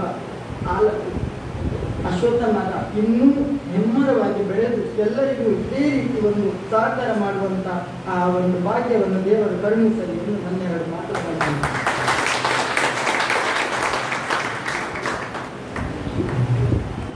ಧನ್ಯವಾದಗಳು ಚಂದ್ರಶೇಖರ ಆಚಾರ್ಯರೇ. ನೀವು ಸಹೋದರನನ್ನು ಕಳೆದುಕೊಂಡ ದುಃಖ ನಮಗೆ ಅರ್ಥವಾಗ್ತದೆ. ನಿಮ್ಮ ದುಃಖದಲ್ಲಿ ನಾವು ಸಹಭಾಗಿಗಳು. ಕ್ಷೇತ್ರ ಸ್ವಾಮಿಯಾದ ಶ್ರೀ ಸೀತಾರಾಮಚಂದ್ರ ದೇವರ ಅನುಗ್ರಹ ತಮ್ಮ ಮೇಲಿರಲಿ, ತಮ್ಮ ಕುಟುಂಬದ ಮೇಲಿರಲಿ, ತಮಗೆಲ್ಲರಿಗೂ, ತಮ್ಮ ಮನೆಯವರಿಗಾಗಲಿ, ತಮ್ಮ ತಾಯಿಯವರಿಗಾಗಲಿ ದೇವರು ಆಯುರಾರೋಗ್ಯ ಐಶ್ವರ್ಯಾದಿಗಳನ್ನು ಅನುಗ್ರಹಿಸಲಿ. ಇನ್ನು ತಮಗೆ ಒಳ್ಳೆಯದಾಗಲಿ, ದೇವರು ಒಳ್ಳೆಯದನ್ನು ಮಾಡಲಿ ಅಂತ ಯಕ್ಷ ಚೈತನ್ಯದ ಪರವಾಗಿ ನಾವು ತುಂಬ ಮನಸ್ಸಿನಿಂದ ಹಾರೈಸುತ್ತೇವೆ. ಧನ್ಯವಾದಗಳು. ನಮ್ಮ ಇವತ್ತಿನ ಸನ್ಮಾನಿತರಾದ ಶ್ರೀಯುತ ರಾಮಕೃಷ್ಣರಾವ್ ರೆಂಜಾಳ ಇವರು ನಮ್ಮನ್ನು ಉದ್ದೇಶಿಸಿ 2 ಶುಭ ನುಡಿಗಳನ್ನು ಆಡಬೇಕು ಅಂತ ಸಂಸ್ಥೆಯ ಪರವಾಗಿ ಕೇಳಿಕೊಳ್ತಾ ಇದ್ದೇನೆ. ಕ್ಷೇತ್ರದ ಅಧಿದೇವತೆಯಾದಂತಹ ಶ್ರೀರಾಮಚಂದ್ರ ಮತ್ತು ಪರಿವಾರ ದೇವತೆಗಳು ಮನಸ ಸ್ತುತಿಸಿಕೊಂಡು ವೇದಿಕೆಯಲ್ಲಿದ್ದಂತಹ ಗಣ್ಯರಿಗೆ ನಮಸ್ಕಾರಗಳನ್ನು ಮಾಡಿ ಸೇರಿದಂತಹ ಕಲಾಪ್ರಿಯರು, ಕಲಾಭಿಮಾನಿಗಳಿಗೆ ಎಲ್ಲರಿಗೂ ಆತ್ಮೀಯವಾದಂತಹ ನಮಸ್ಕಾರಗಳನ್ನು ಸಲ್ಲಿಸ್ತೇವೆ. ಯೋಗ ಭಾಗ್ಯ ಇವು ಎರಡೂ ಬರಬೇಕಾದ್ರೆ ದೇವರ ಅನುಗ್ರಹ, ಹಿರಿಯರ ಆಶೀರ್ವಾದ, ಹಾಗೆ ಸಹೋದ್ಯೋಗಿಗಳ ಸಹಕಾರ, ಇದು 3 ಬೇಕಾಗ್ತದೆ.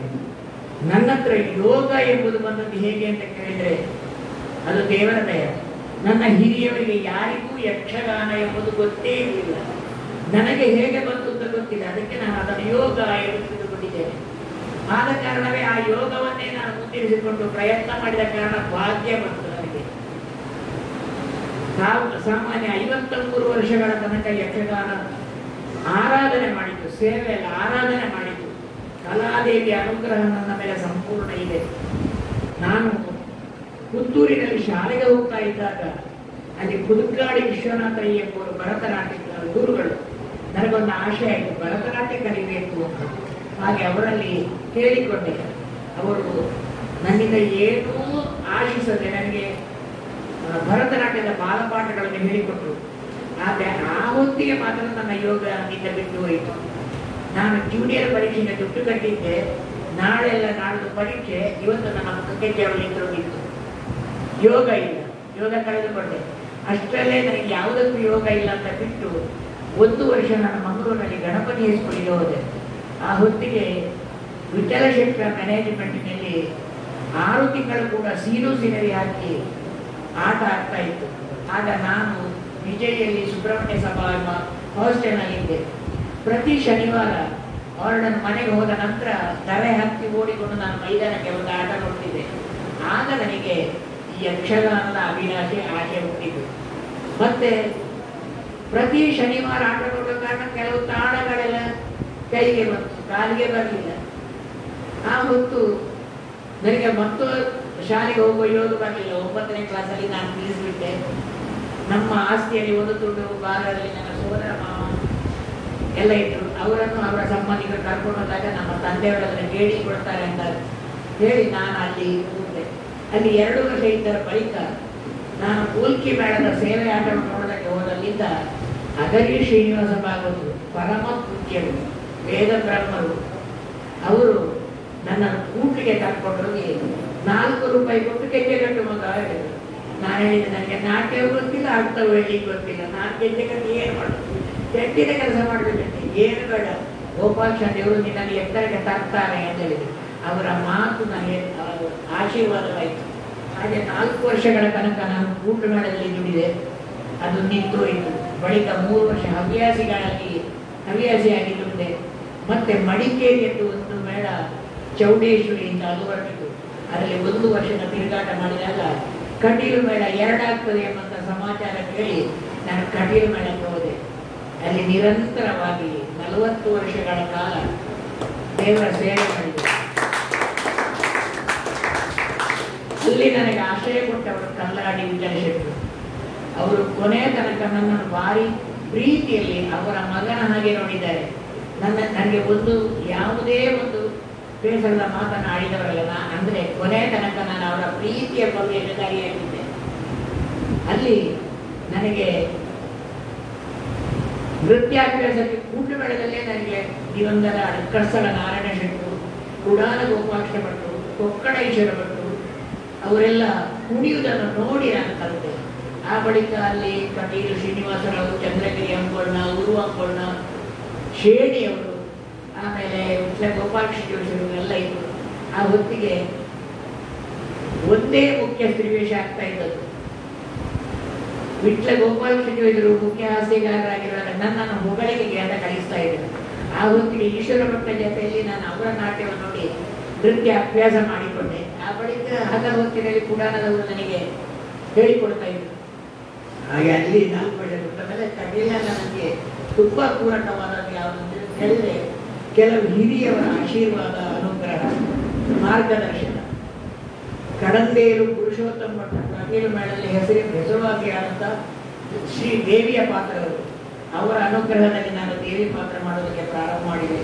ಬಳಿಕ ಬೆರುವಾಯಿ ನಾರಾಯಣ ಶೆಟ್ಟಿ, ಸಂಪಾಜಿ ಶ್ರೀನಪ್ರೈ, ವೇದಗಡಿ ಪುಟ್ಟಪ್ಪ ಕೊಟ್ಟು ಇವರಂತಹ ವೇಷಗಳ ಮಾರ್ಗದರ್ಶನದಿಂದ ಹಲವು ವೇಷಗಳು ನಾನು ನನ್ನ ಮನಸ್ಸಿಗೆ ಒಪ್ಪುವ ಹಾಗೆ ಮಾಡಿದೆ. ಅದು ನೋಡುವವರಿಗೆ ಸಂತೋಷ ಆಯ್ತು ಗೊತ್ತಿಲ್ಲ, ನೋಡುವವರು ಹೊಗಳುವಷ್ಟು ನನ್ನದೇನಲ್ಲ. ನಾನು ಇನ್ನೂ ಮೊಡಗಾಲು ನಡೆಯುವಂತಹ ಭಗವಂತ ತಿಳಿದಿದ್ದೇನೆ. ಜೀವನದಲ್ಲಿ ಯಾವುದನ್ನು ಪೂರ್ತಿ ಕಲಿಯಲಿಕ್ಕೆ ಸಾಧ್ಯ ಇಲ್ಲ. ಹಾಗಂತ ನನಗೆ ದೇವರ ಎಂಬುದು ಸಂಪೂರ್ಣವಾಗಿದೆ.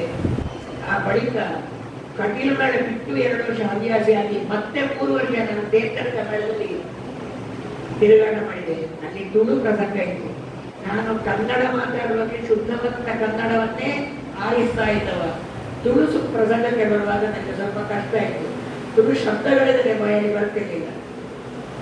ಹಾಗೆ 3 ವರ್ಷದ ಕಳೆದು ಈಗ 4 ವರ್ಷ ಆಯಿತು ನಾನು ಮೇಳ ಬಿಟ್ಟು. ನಡೆಯುವುದಕ್ಕೆ ಸ್ವಲ್ಪ ಕಷ್ಟ ಆಗ್ತದೆ.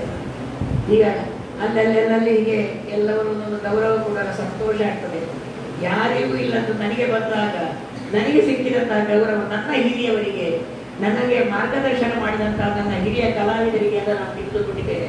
ಹಾಗಾಗಿ ಯಕ್ಷ ಚೈತನ್ಯ ಎಂಬಂತಹ ಈ ಸಂಸ್ಥೆ ಮನಪೂರ್ವಕವಾಗಿ ಕೊಟ್ಟಂತಹ ಈ ಗೌರವ, ಈ ಸನ್ಮಾನ ಅದು ಶ್ರೀರಾಮದೇವರ ಪ್ರಸಾದ, ಮಿಕ್ಕುಳಿದಂತಹ ಪರಿವಾರ ದೇವತೆಗಳ ಪ್ರಸಾದ ಎಂಬ ಹಾಗೆ ನನ್ನ ಹಿರಿಯವರನ್ನು ಎಲ್ಲವರನ್ನು ನೆನೆಸಿ ನಮಸ್ಕಾರ ಮಾಡಿ ನಿಮಗೆಲ್ಲರಿಗೂ ನಾನು ಕೃತಜ್ಞತೆ. ತಮ್ಮಂತಹ ಹಿರಿಯ ಕಲಾವಿದರನ್ನು ಸನ್ಮಾನಿಸುವ ಸೌಭಾಗ್ಯ ನಮ್ಮದು. ಹಾಗೆ ತಮ್ಮ ಆಶೀರ್ವಾದ, ಶುಭ ನುಡಿ ನಮ್ಮೆಲ್ಲರಿಗೂ, ನಮ್ಮ ಸಂಸ್ಥೆಗೂ, ಸಂಸ್ಥೆಯ ಎಲ್ಲ ಸದಸ್ಯರಿಗೂ ಶ್ರೇಯೋದಾಯಕವಾದದ್ದು. ಹಾಗೆ ತಮ್ಮ ಅಭಿಲಾಷೆಯಂತೆ ಕ್ಷೇತ್ರ ಸ್ವಾಮಿ ತಮಗೂ ಆಯುರಾರೋಗ್ಯ ಐಶ್ವರ್ಯವನ್ನು ಕೊಟ್ಟು 100 ಕಾಲ ಬಾಳುವಂತೆ ಅನುಗ್ರಹಿಸಲಿ. ತಮ್ಮ ಆಶೀರ್ವಾದ, ಸ್ವಾಮಿಯ ಅನುಗ್ರಹ ನಮ್ಮೆಲ್ಲರ ಮೇಲಿರಲಿ ಎಂದು ಆಶಿಸುತ್ತಾ ಧನ್ಯವಾದಗಳು. ರಾಮಕೃಷ್ಣ ರಾವ್ ಅವರೇ. ಯಕ್ಷ ಚೈತನ್ಯ ಅಶ್ವತ್ಥಪುರ ಬರೀ ಯಕ್ಷಗಾನದ ತಾಳಮದ್ದಲೆ ಯಕ್ಷಗಾನ ಕಾರ್ಯಕ್ರಮಗಳನ್ನು ಮಾಡುವುದೇ ಅಲ್ಲ, ಅದಕ್ಕಿಂತ ಮುಂದುವರಿಯಬೇಕು ಎಂಬ ಆಶಯದಿಂದ ಸುಮಾರು ಒಂದು 8 ವರ್ಷಗಳ ಹಿಂದೆ 2018ರಲ್ಲಿ ನಮ್ಮದೇ ಆದ ಒಂದು ಯಕ್ಷ ಕಲಾ ಬಳಗ, ಯಕ್ಷ ಚೈತನ್ಯ ಕಲಾ ಬಳಗ ಸಮಾನ ಮನಸ್ಕರಿಂದ ಪುಟ್ಟದಾಗಿ ತಾಳಮದ್ದಲೆ ಕಾರ್ಯಕ್ರಮಗಳನ್ನು ಆರಂಭಿಸಿದ್ದೇವೆ. ಇವತ್ತು 2025 ಆಗುವಾಗ ಸುಮಾರು 6-7 ವರ್ಷಗಳಲ್ಲಿ ಸುಮಾರು 21 ಕಾರ್ಯಕ್ರಮಗಳು ಪ್ರದರ್ಶನಗಳನ್ನು, ತಾಳಮದ್ದಲೆ ಪ್ರದರ್ಶನಗಳನ್ನು ಕೊಟ್ಟಿದ್ದೇವೆ. ಅದನ್ನು ತುಂಬಾ ಸಂತೋಷದಿಂದ ತಮ್ಮೆದುರು ಹೇಳ್ತಾ ಇದ್ದೇನೆ. ಇವತ್ತು ಬೆಳಿಗ್ಗೆ ನಮ್ಮದೇ ಯಕ್ಷ ಚೈತನ್ಯ ಕಲಾ ಬಳಗದಿಂದ 22ನೇ ಕಾರ್ಯಕ್ರಮ ಇಲ್ಲಿ ಪ್ರದರ್ಶನಗೊಂಡಿದೆ ಬೆಳಿಗ್ಗೆ. ಹಾಗೆ ನಮ್ಮ ಯಕ್ಷ ಚೈತನ್ಯ ಕಲಾ ಬಳಗದ ಸದಸ್ಯರು ಬರೇ ಈ ಬಳಗದಲ್ಲಿ ಮಾತ್ರ ಅಲ್ಲ, ಆಸುಪಾಸಿನ ಇನ್ನಿತರ ತಂಡಗಳವರು ಕೂಡ ನಮ್ಮ ಕಲಾವಿದರನ್ನು ಅವರ ತಂಡಕ್ಕೆ ಅತಿಥಿಗಳಾಗಿ ಕರೆಯುತ್ತಾ ಇದ್ದಾರೆ. ಅದು ನಮಗೆ ಅತ್ಯಂತ ಹೆಮ್ಮೆಯ ವಿಷಯ. ನಮ್ಮ ಸಂಚಾಲಕರಾದ ಸದಾಶಿವರಾವ್ ನೆಲ್ಲಿಮಾರವರು, ಹಿರಿಯರಾದ ಶ್ಯಾಮ್ ಸುಂದರ್ ಮಾಸ್ಟರು ಪಯ್ಯಾಡಿ, ಹಾಗೆ ಕೃಷ್ಣಮೂರ್ತಿ ಪಯ್ಯಾಡಿ, ನಮ್ಮ ಇನ್ನೊಬ್ಬರು ಕಲಾವಿದ ಕೃಷ್ಣಮೂರ್ತಿ ಮಾಯಣ, ಹಾಗೆ ಶಾಲಿನಿ ಪ್ರಸಾದ್ ಕೊಪ್ಲು, ಇವರೆಲ್ಲರೂ ನಮ್ಮ ಕಲಾ ಬಳಗ ಅಲ್ಲದೆ ಇನ್ನಿತರ ಕಲಾ ಬಳಗದಲ್ಲೂ ಅರ್ಥಧಾರಿಗಳಾಗಿ ಮಿಂಚುತ್ತಾ ಇದ್ದಾರೆ. ಅದಕ್ಕೆ ಅದನ್ನು ನಿಮ್ಮೆಲ್ಲರ ಮುಂದೆ ಇಡಲು ನನಗೆ ಅತ್ಯಂತ ಹೆಮ್ಮೆ ಅನ್ನಿಸ್ತಾ ಇದೆ. ಇವತ್ತಿನ ಕಾರ್ಯಕ್ರಮದ ಅತಿಥಿಗಳಾದ ಕಲಾವಿದರು, ಬ್ಯಾಂಕ್ ಮ್ಯಾನೇಜರ್ರು, ಒಂದು ದೇವಸ್ಥಾನದಲ್ಲಿ ಆಡಳಿತ ಮುಕ್ತೇಶ್ವರರಾಗಿದ್ದವರು ಆದ ನಮ್ಮವರೇ, ಮೇಳದ ಯಜಮಾನರು ಆದ ಶ್ರೀಯುತ ಕುಮಾರ್ ಶೆಟ್ಟರು ಇವರು ನಮ್ಮನ್ನು ಉದ್ದೇಶಿಸಿ ಒಂದೆರಡು ನುಡಿಗಳನ್ನು ಆಡಬೇಕು ಅಂತ ಅವರಲ್ಲಿ ಕೇಳಿಕೊಳ್ತಾ ಇದ್ದೇನೆ. ಈ ಕ್ಷೇತ್ರ ಅಶ್ವತ್ಥಪುರದ ದೇವರಾದಂಥ ಶ್ರೀರಾಮಚಂದ್ರ ದೇವರು ಹಾಗೆ ಹನುಮಂತ ದೇವರು ಇವರ ಆಶೀರ್ವಾದವನ್ನು ಬೇಡುತ್ತಾ ಯಕ್ಷ ಚೈತನ್ಯ ಇದರ 21ನೇ ವರ್ಷದ ಈ ಶುಭ ಸಮಾರಂಭದಲ್ಲಿ ನಾವು ಅಭಿಪ್ರಾಯವಾಗಿದ್ದೇವೆ. ವೇದಿಕೆಯಲ್ಲಿರುವ ಅಧ್ಯಕ್ಷರಾದ ದಯಾನಂದನವರೇ, ಕೃಷ್ಣಮೂರ್ತಿ ಅವರೇ ಹಾಗೂ ಹಾಗೂ ದೇವಳದ ಅರ್ಚಕರೇ ಹಾಗೂ ಈ ಯಕ್ಷ ಚೈತನ್ಯದ ಎಲ್ಲ ಪದಾಧಿಕಾರಿಗಳೇ, ನೀವು ಮಾಡುತ್ತಿರುವಂಥ ಈ ಕಾರ್ಯ ಇದು 21ನೇ ವರ್ಷಕ್ಕೆ ಬಂದಿದೆ. ಯಾರು ಹೇಳಿದ್ರು ಈ 21ನೇ ವರ್ಷ ಅಂದರೆ ಯೌವನದ ವರ್ಷ ಅಂತ? ಹೌದು, ಯೌವನದ ವರ್ಷವಾಗಿ ಹಾಗೆ ನಾವು ಗಣಪತಿಗೆ ನಮಸ್ಕಾರ ಮಾಡುವಾಗ 21 ನಮಸ್ಕಾರಗಳು ನಮಗೆ ಅಂತ ಹೇಳ್ತೇವೆ. ಹಾಗೆ ಇದಕ್ಕೆ 21 ಅಂತ ಹೇಳೋದಕ್ಕೆ ಒಂದು ವಿಶೇಷ ಅರ್ಥ ಇದೆ. ಈ ಪರಿಸರ ನಮಗೇನು ಹೊಸತಲ್ಲ. ನಾವು ಇಲ್ಲಿ ಯಕ್ಷ ಚೈತನ್ಯದವರು ಮಾಡುತ್ತಿರುವಂಥ ದೊಡ್ಡ ಸೆಟ್ಟಿನ ತಾಳಮದ್ದಲೆ, ಅದಕ್ಕೆ ಎಷ್ಟೋ ಸಲ ನಾನು ರಾತ್ರಿಯಲ್ಲಿ ಬಂದಿದ್ದೇನೆ. ಒಂದು 10-20 ವರ್ಷದ ಹಿಂದೆ ಬರಿಪ ನಾರಾಯಣ ಭಾಗವತರ ಸಾರಥ್ಯದಲ್ಲಿ ನಾವೊಂದು ಇಲ್ಲಿ ತಾಳಮದ್ದಲೆ ಸಹ ಮಾಡಿದ್ದೇವೆ. ಒಂದು ಸಾಧಾರಣ 20 ವರ್ಷದ ಹಿಂದೆ ಕಾಣ್ತದೆ. ಒಂದು ತಾಳಮದ್ದಲೆ ನಾವು ಮಾಡಿದ್ದೇವೆ ಇಲ್ಲಿ ದೇವಸ್ಥಾನದಲ್ಲಿ. ಆಗ ಈ ಯಕ್ಷ ಚೈತನ್ಯ ಅಷ್ಟು ಚಟುವಟಿಕೆ ಇದ್ದ ಹಾಗೆ ನನಗೆ ಕಾಣಲಿಲ್ಲ. ಈಗಿನ ಈ ಪರಿಸ್ಥಿತಿಯಲ್ಲಿ ನಾನು ನೋಡೋದಾದರೆ ಇದರ ಪದಾಧಿಕಾರಿಗಳು ಮುಖ್ಯವಾಗಿ ನಮಗೆ ಹೆಚ್ಚಿಗೆ ಸಂಪರ್ಕ ಇದು ನೆಲ್ಲಿಮಾರು ಸದಾಶಿವರಾಯರ ಹತ್ರ, ಮೂಡುಬಿದಿಯಲ್ಲಿ ಯಾವಾಗ ಸಿಗ್ತಾರೆ. ನಾವು ಹೆಚ್ಚಾಗಿ ನಾವು ಒಟ್ಟಿಗಾಗಿ ಹೇಳಿದ್ರೆ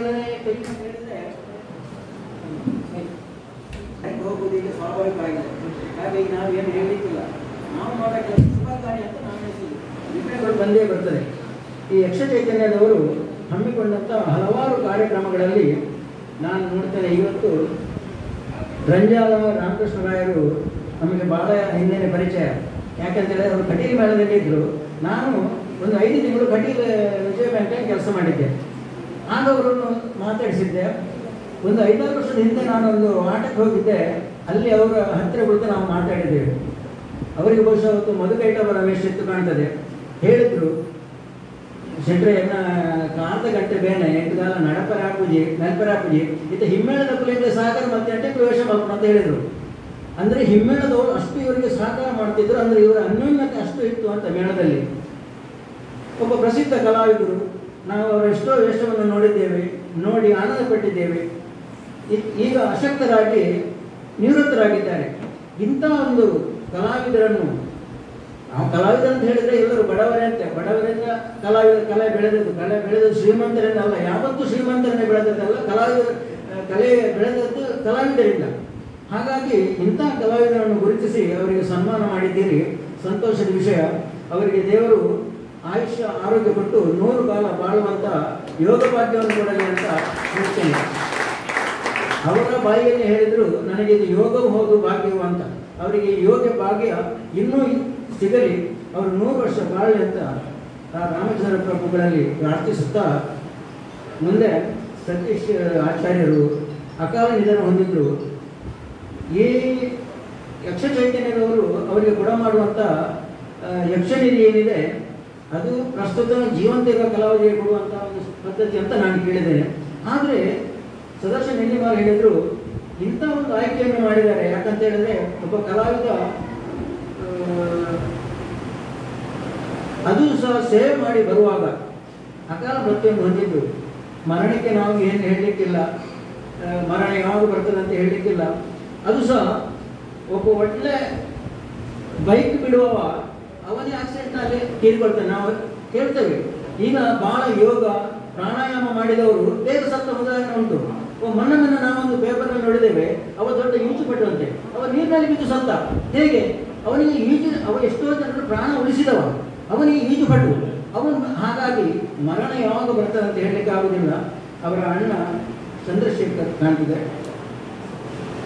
ಅವರು ಸನ್ಮಾನ ಸ್ವೀಕರಿಸುವಾಗ ಅವರಿಗೆ ದುಃಖವನ್ನು ತಡೆದುಕೊಳ್ಳಲಿಕ್ಕಾಗಲಿಲ್ಲ. ನಮಗೂ ಮನಸ್ಸು ಕರಗಿ ಕಣ್ಣು ನೀರಾಯಿತು. ಏನು ಮಾಡೋದು ಹೇಳಿ? ದೇವರು ಕೊಟ್ಟ ಆಯುಷ್ಯ. ಆದರೂ ಮನುಷ್ಯನ ದೇಹ ಶಾಶ್ವತ ಅಲ್ಲ, ಕೀರ್ತಿ ಮಾತ್ರ ಶಾಶ್ವತ. ಅವರ ಕೀರ್ತಿ ಇನ್ನು 100 ಕಾಲ ಉಳಿತದೆ. ಹಾಗಾಗಿ ಅದನ್ನೇ ನಾವು ಸ್ಮರಿಸುತ್ತಾ ದೇವರವಳಿಗೆ ಒಳ್ಳೇದು ಮಾಡಿ, ಅವರು ಕಡಿಗೆ ಮೇಳದಲ್ಲಿ ದುಡಿದಿದ್ದಾರೆ, ಮಂಗಳದೇವಿಯಲ್ಲಿ ದುಡಿದಿದ್ದಾರೆ. ಆ ಯಕ್ಷ ಮಾತೆ ಅವರಿಗೆ ಸ್ಥಿರವಾದ ಸ್ಥಾನಮಾನವನ್ನು ಆಲೋಕದಲ್ಲಿ ಕೊಡಲಿ ಅಂತ ನಾನು ಪ್ರಾರ್ಥಿಸುತ್ತೇನೆ. ಇನ್ನೊಬ್ಬರು ಬಾಲ ಕಲಾವಿದೆ ಮನ್ನಿತ ನೆಲ್ಲಿಮಾರ್, ಸದಸ್ಯರಾದ ಕುಟುಂಬದವರಂತ ಕೇಳಿದೆ. ಅವರಿಗೆ ಇವತ್ತು ಅನಿವಾರ್ಯವಾಗಿ ಬರಲಿಕ್ಕೆ ಆಗಲಿಲ್ಲ. ಆದರೂ ಅವರ ತೀರ್ಥರೂಪರು ಬಂದು ಸನ್ಮಾನವನ್ನು ಸ್ವೀಕರಿಸಿದ್ದಾರೆ. ಇಂಥ ಮಕ್ಕಳು ಯಕ್ಷಗಾನದಲ್ಲಿ ತೊಡಗುವುದು ಇದೊಂದು ಸಂತೋಷದ ವಿಷಯ. ಯಾಕಂತ ಹೇಳಿದರೆ ಒಂದು ಕಾಲದಲ್ಲಿ ಯಕ್ಷಗಾನ ಬಹಳ ಹಿಂದೆ ಇತ್ತು. ಈಗ ಶಾಲೆ ಕಾಲೇಜುಗಳಲ್ಲಿ ಸಹ ಯಕ್ಷಗಾನವನ್ನು ಕಲಿಸ್ತಾರೆ, ನಾಟ್ಯವನ್ನು ಕಲಿಸುವ ಎಷ್ಟೋ ಕೇಂದ್ರಗಳಿದೆ. ಈಗ ಯಕ್ಷಗಾನದ ಹವ್ಯಾಸ ಎಲ್ಲ ಅವರು ಕಲಾವಿದರು ಎಷ್ಟೋ ಕಡೆ ಕ್ಲಾಸ್ ಮಾಡ್ತಾರೆ. ಹಾಗಾಗಿ ಕಾಲೇಜ್ ವಿದ್ಯಾರ್ಥಿಗಳು, ಹೈಸ್ಕೂಲ್ ವಿದ್ಯಾರ್ಥಿಗಳು, ಎಲಿಮೆಂಟರಿ ವಿದ್ಯಾರ್ಥಿಗಳು ಮಾತ್ರ ಅಲ್ಲದೆ ಹೆಣ್ಣು ಮಕ್ಕಳು ಸಹ ಮಾಡ್ತಾರೆ. ಈಗ ನಮ್ಮಲ್ಲಿ ಹೆಣ್ಣು ಮಕ್ಕಳು 2-3 ಮಂದಿ ಪ್ರಸಿದ್ಧ ಭಾಗವತರಾಗಿದ್ದಾರೆ. ಈಗ ಮೊನ್ನೆ ಚಿಂತನ ಹೆಣ್ಣಂತಂದು ಬಡಗುತಿಟ್ಟಿನಲ್ಲಿ ಒಬ್ಬರು ಭಾಗವತರು ಹುಟ್ಟಿಕೊಂಡ್ರು.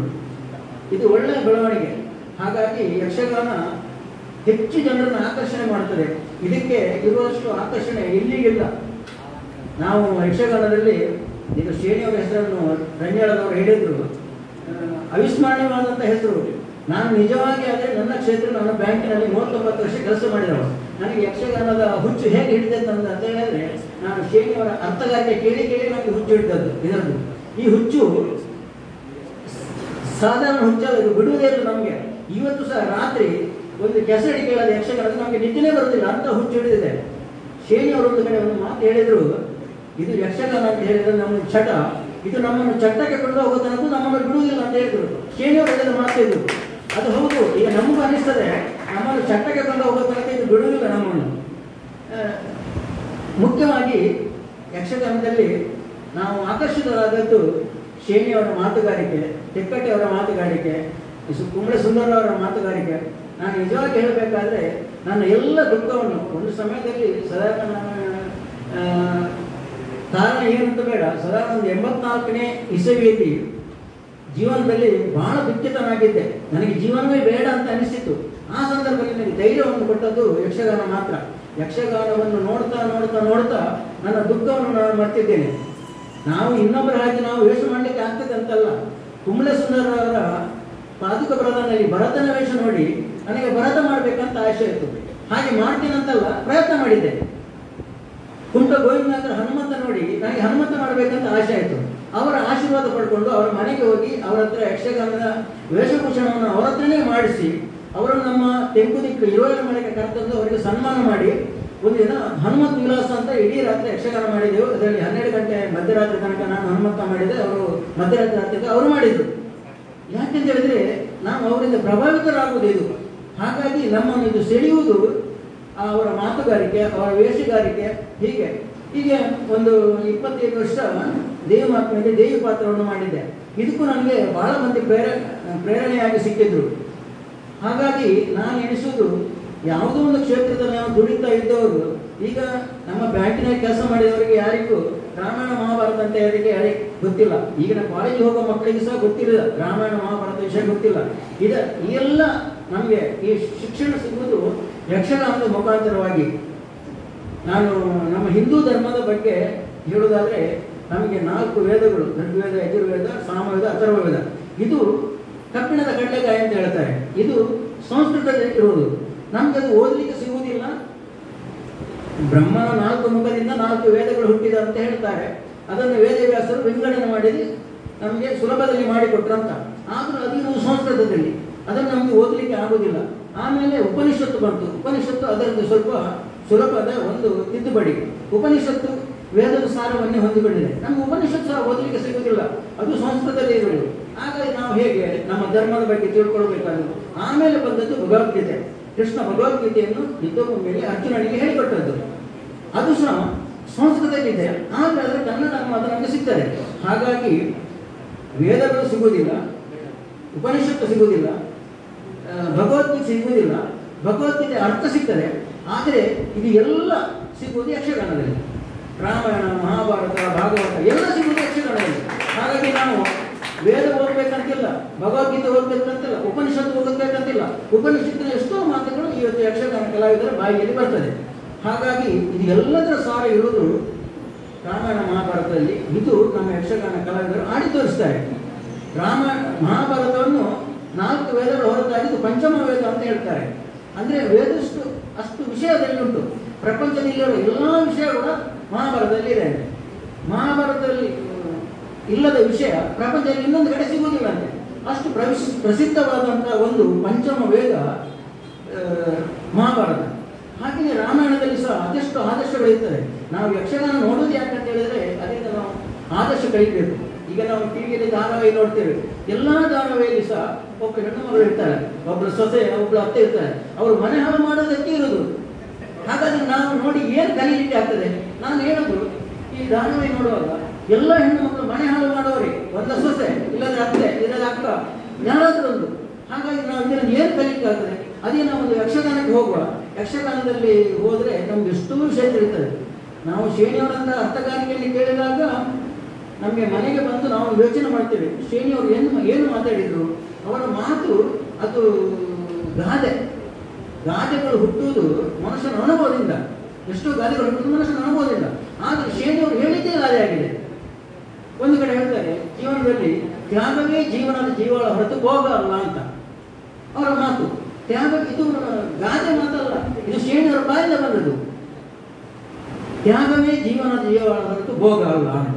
ಇನ್ನೊಂದು, ಹುಚ್ಚನಿಗೆ ತನಗೆ ಹುಚ್ಚು ಹಿಡಿದೆ ಅಂತ ಗೊತ್ತಾದ ಮೇಲೆ ಅವನಿಗೆ ಮದ್ದು ಮಾಡಬೇಕಾಗಿಲ್ಲ ಅಂತ ಶ್ರೇಣಿಯವರು ಹೇಳಿದಂಥ ಮಾತು. ಯಾಕಂತ ಹೇಳಿದ್ರೆ ನನಗೆ ಅಚ್ಚುಮೆಚ್ಚಿನ ಮಾತು ಇದೆಲ್ಲ, ಕುರಿಗಳ ಮಧ್ಯೆಗೆ ಆಡಿಗಿಂತ ದೊಡ್ಡ ಮುಂದಾಳ್ತನ ಬೇಡ ಅಂತ ಶ್ರೇಣಿಯವರಿಂದ ಹಲವಾರು ಮಾತಿದೆ. ನನಗೆ ಪ್ರಭಾವಕ್ಕೆ ರೀತಿ ಇದು ಶ್ರೇಣಿಯವರ ಮಾತು, ತೆಕ್ಕಟ್ಟೆಯವರ ಮಾತು, ರಾಮದಾಸ ಸ್ವಾಮಿಯವರ ಮಾತು. ಹೀಗೆ ಇದನ್ನೆಲ್ಲ ಕೇಳಿ ನನಗೆ ಯಕ್ಷಗಾನದ ಒಲ ಹುಟ್ಟಿದ್ದು. ನಾನು ಸಣ್ಣ ಇರುವಾಗ ನಮ್ಮ ತೀರ್ಥರೂಪರು ಯಕ್ಷಗಾನದ ಬಹುದೊಡ್ಡ ಅರ್ಥಧಾರಿ ಆಗಿದ್ದರು. ಅವರೊಟ್ಟಿಗೆ ನಾನು ಹೋಗ್ತಿದ್ದೆ. ನಾವು ಬರೀ ಕೇಳುವುದಷ್ಟೇ. ಅವರು ಭಾಳ ಬೇಗ ತೀರ್ಕೊಂಡು, ನನಗೆ 21 ವರ್ಷ ವಯಸ್ಸಾಗ ತೀರ್ಕೊಂಡು. ಅವರು ಇದ್ದಿದ್ರೆ ಶ್ರೇಣಿಯವರ ಮಟ್ಟಕ್ಕೆ ಹೋಗ್ತಿದ್ರು. ವಿಠಲ್ ಶೆಟ್ಟು ಅಂತ ನನ್ನ ತಂದೆ ಹೆಸರು. ಅವರನ್ನು ಇಟ್ಟುಕೊಳ್ಳೋ ಭಾಗ್ಯ ಇದ್ದಿಲ್ಲ. ಆದರೆ ಅವರಿಂದ ರಕ್ತಗತವಾಗಿ ಬಂದಂತಹ ಯಕ್ಷಗಾನ ಕಲೆ ನನಗೆ, ಇಲ್ಲದ್ರೆ ನನಗೆ ಯಕ್ಷಗಾನ ಕಲೆಯ ಅಭಿರುಚಿ ಹುಟ್ಟಿರಲಿಲ್ಲ. ಇವತ್ತು ಏನ ವೆಂಜರವರು ಹೇಳಿದ ಹಾಗೆ ಕೆಲವು ಯೋಗ ಭಾಗ್ಯ ಅಂತ ಹೇಳ್ತೇನೆ, ಅದೆಷ್ಟು ಸನ್ಮಾನಗಳೆಲ್ಲ ಬಂತು. ಆಮೇಲೆ ಒಂದು 3 ವರ್ಷ ದೇವಸ್ಥಾನ ಮುಕ್ತೇಸರನಾದೆ. ಈಗ 27 ವರ್ಷದಿಂದ ನಾನು ಇರುವಾರಿ ಮೇಳವನ್ನು ನಡೆಸ್ತಾ ಇದ್ದೇನೆ. 27 ವರ್ಷದಿಂದ ನಮಗೆ ಹೆಚ್ಚು ವೇಷ ಆಟ ಸಿಗ್ತದೆ ಅಂತಲ್ಲ, ಆದರೆ ನಾವು ಕೇಳಿಕೊಂಡು ಹೋಗುವುದಿಲ್ಲ. ಆಟ ನಮಗೊಂದು ಆಟ ಕೊಡಿ ಅಂತ ನಾವು ಕೇಳಿಕೊಂಡು ಹೋಗುದಿಲ್ಲ, ಬಂದದ್ದಷ್ಟೇ ಹರಕೆ ಆಟವನ್ನು ಆಡ್ತೇವೆ. ಇದು 27 ವರ್ಷ ಆಯಿತು. ದೇವರ ದಯದಿಂದ ನಾನು ವೇದಿಕೆಯಲ್ಲಿ ಹೇಳಿದ್ದೇನೆ, ನನ್ನ ಕೈಕಾಲು ಎಲ್ಲಿ ತನಕ ನನಗೆ ನಡೆಯಲಿಕ್ಕೆ ಸಾಮರ್ಥ್ಯ ಉಂಟು ಅಷ್ಟು ತನಕ ನಾನು ವೇಷ ಮಾಡ್ತೇನೆ ಅಂತ. ಈಗಲೂ ವರ್ಷಕ್ಕೆ 1-2 ವೇಷ ಮಾಡ್ತೇನೆ. ಈಗ ದೇವಿದೆಲ್ಲ ಪಾತ್ರ ಮಾಡಲಿಕ್ಕೆ ಆಗುದಿಲ್ಲ, ಅದು ಹೇಳಲೇಬೇಕಾದ ವಿಷಯ. ನನಗೆ ನಾನು ಸತ್ಯ ಹೇಳಬೇಕಾದ್ರೆ ನಾವು ಶೆಟ್ರ ಜಾತಿಯವರು, ಆದರೆ ನನಗೆ ಶೆಟ್ರುಗಳದ್ದು ಸಹವಾಸ ಬಹಳ ಕಡಿಮೆ. ಖಂಡಿತ ಹೇಳ್ತೇನೆ, ನಮಗೆ ಜೋಸ್ತಿ ಇರೋದು ಶೆಟ್ರದಲ್ಲ, ಹೆಚ್ಚಾಗಿ ನಮಗೆ ಕೊಂಕಣಿಗಳದ್ದು ಮತ್ತು ಭಟ್ರುಗಳದ್ದು ಜೋಸ್ತಿ. ಸತ್ಯ ಹೇಳ್ತೇನೆ, ಎಷ್ಟು 3 ದಿನದಲ್ಲಿ ಹೋದ್ರು ನಮಗೆ ಭಟ್ರುಗಳದ್ದು ಮತ್ತು ಕೊಂಕಣಿಯವರದ್ದು ಜೋಸ್ತಿ. ಶೆಟ್ರುಗಳದ್ದು ಪರಿಚಯ ಬಹಳ ಕಡಿಮೆ.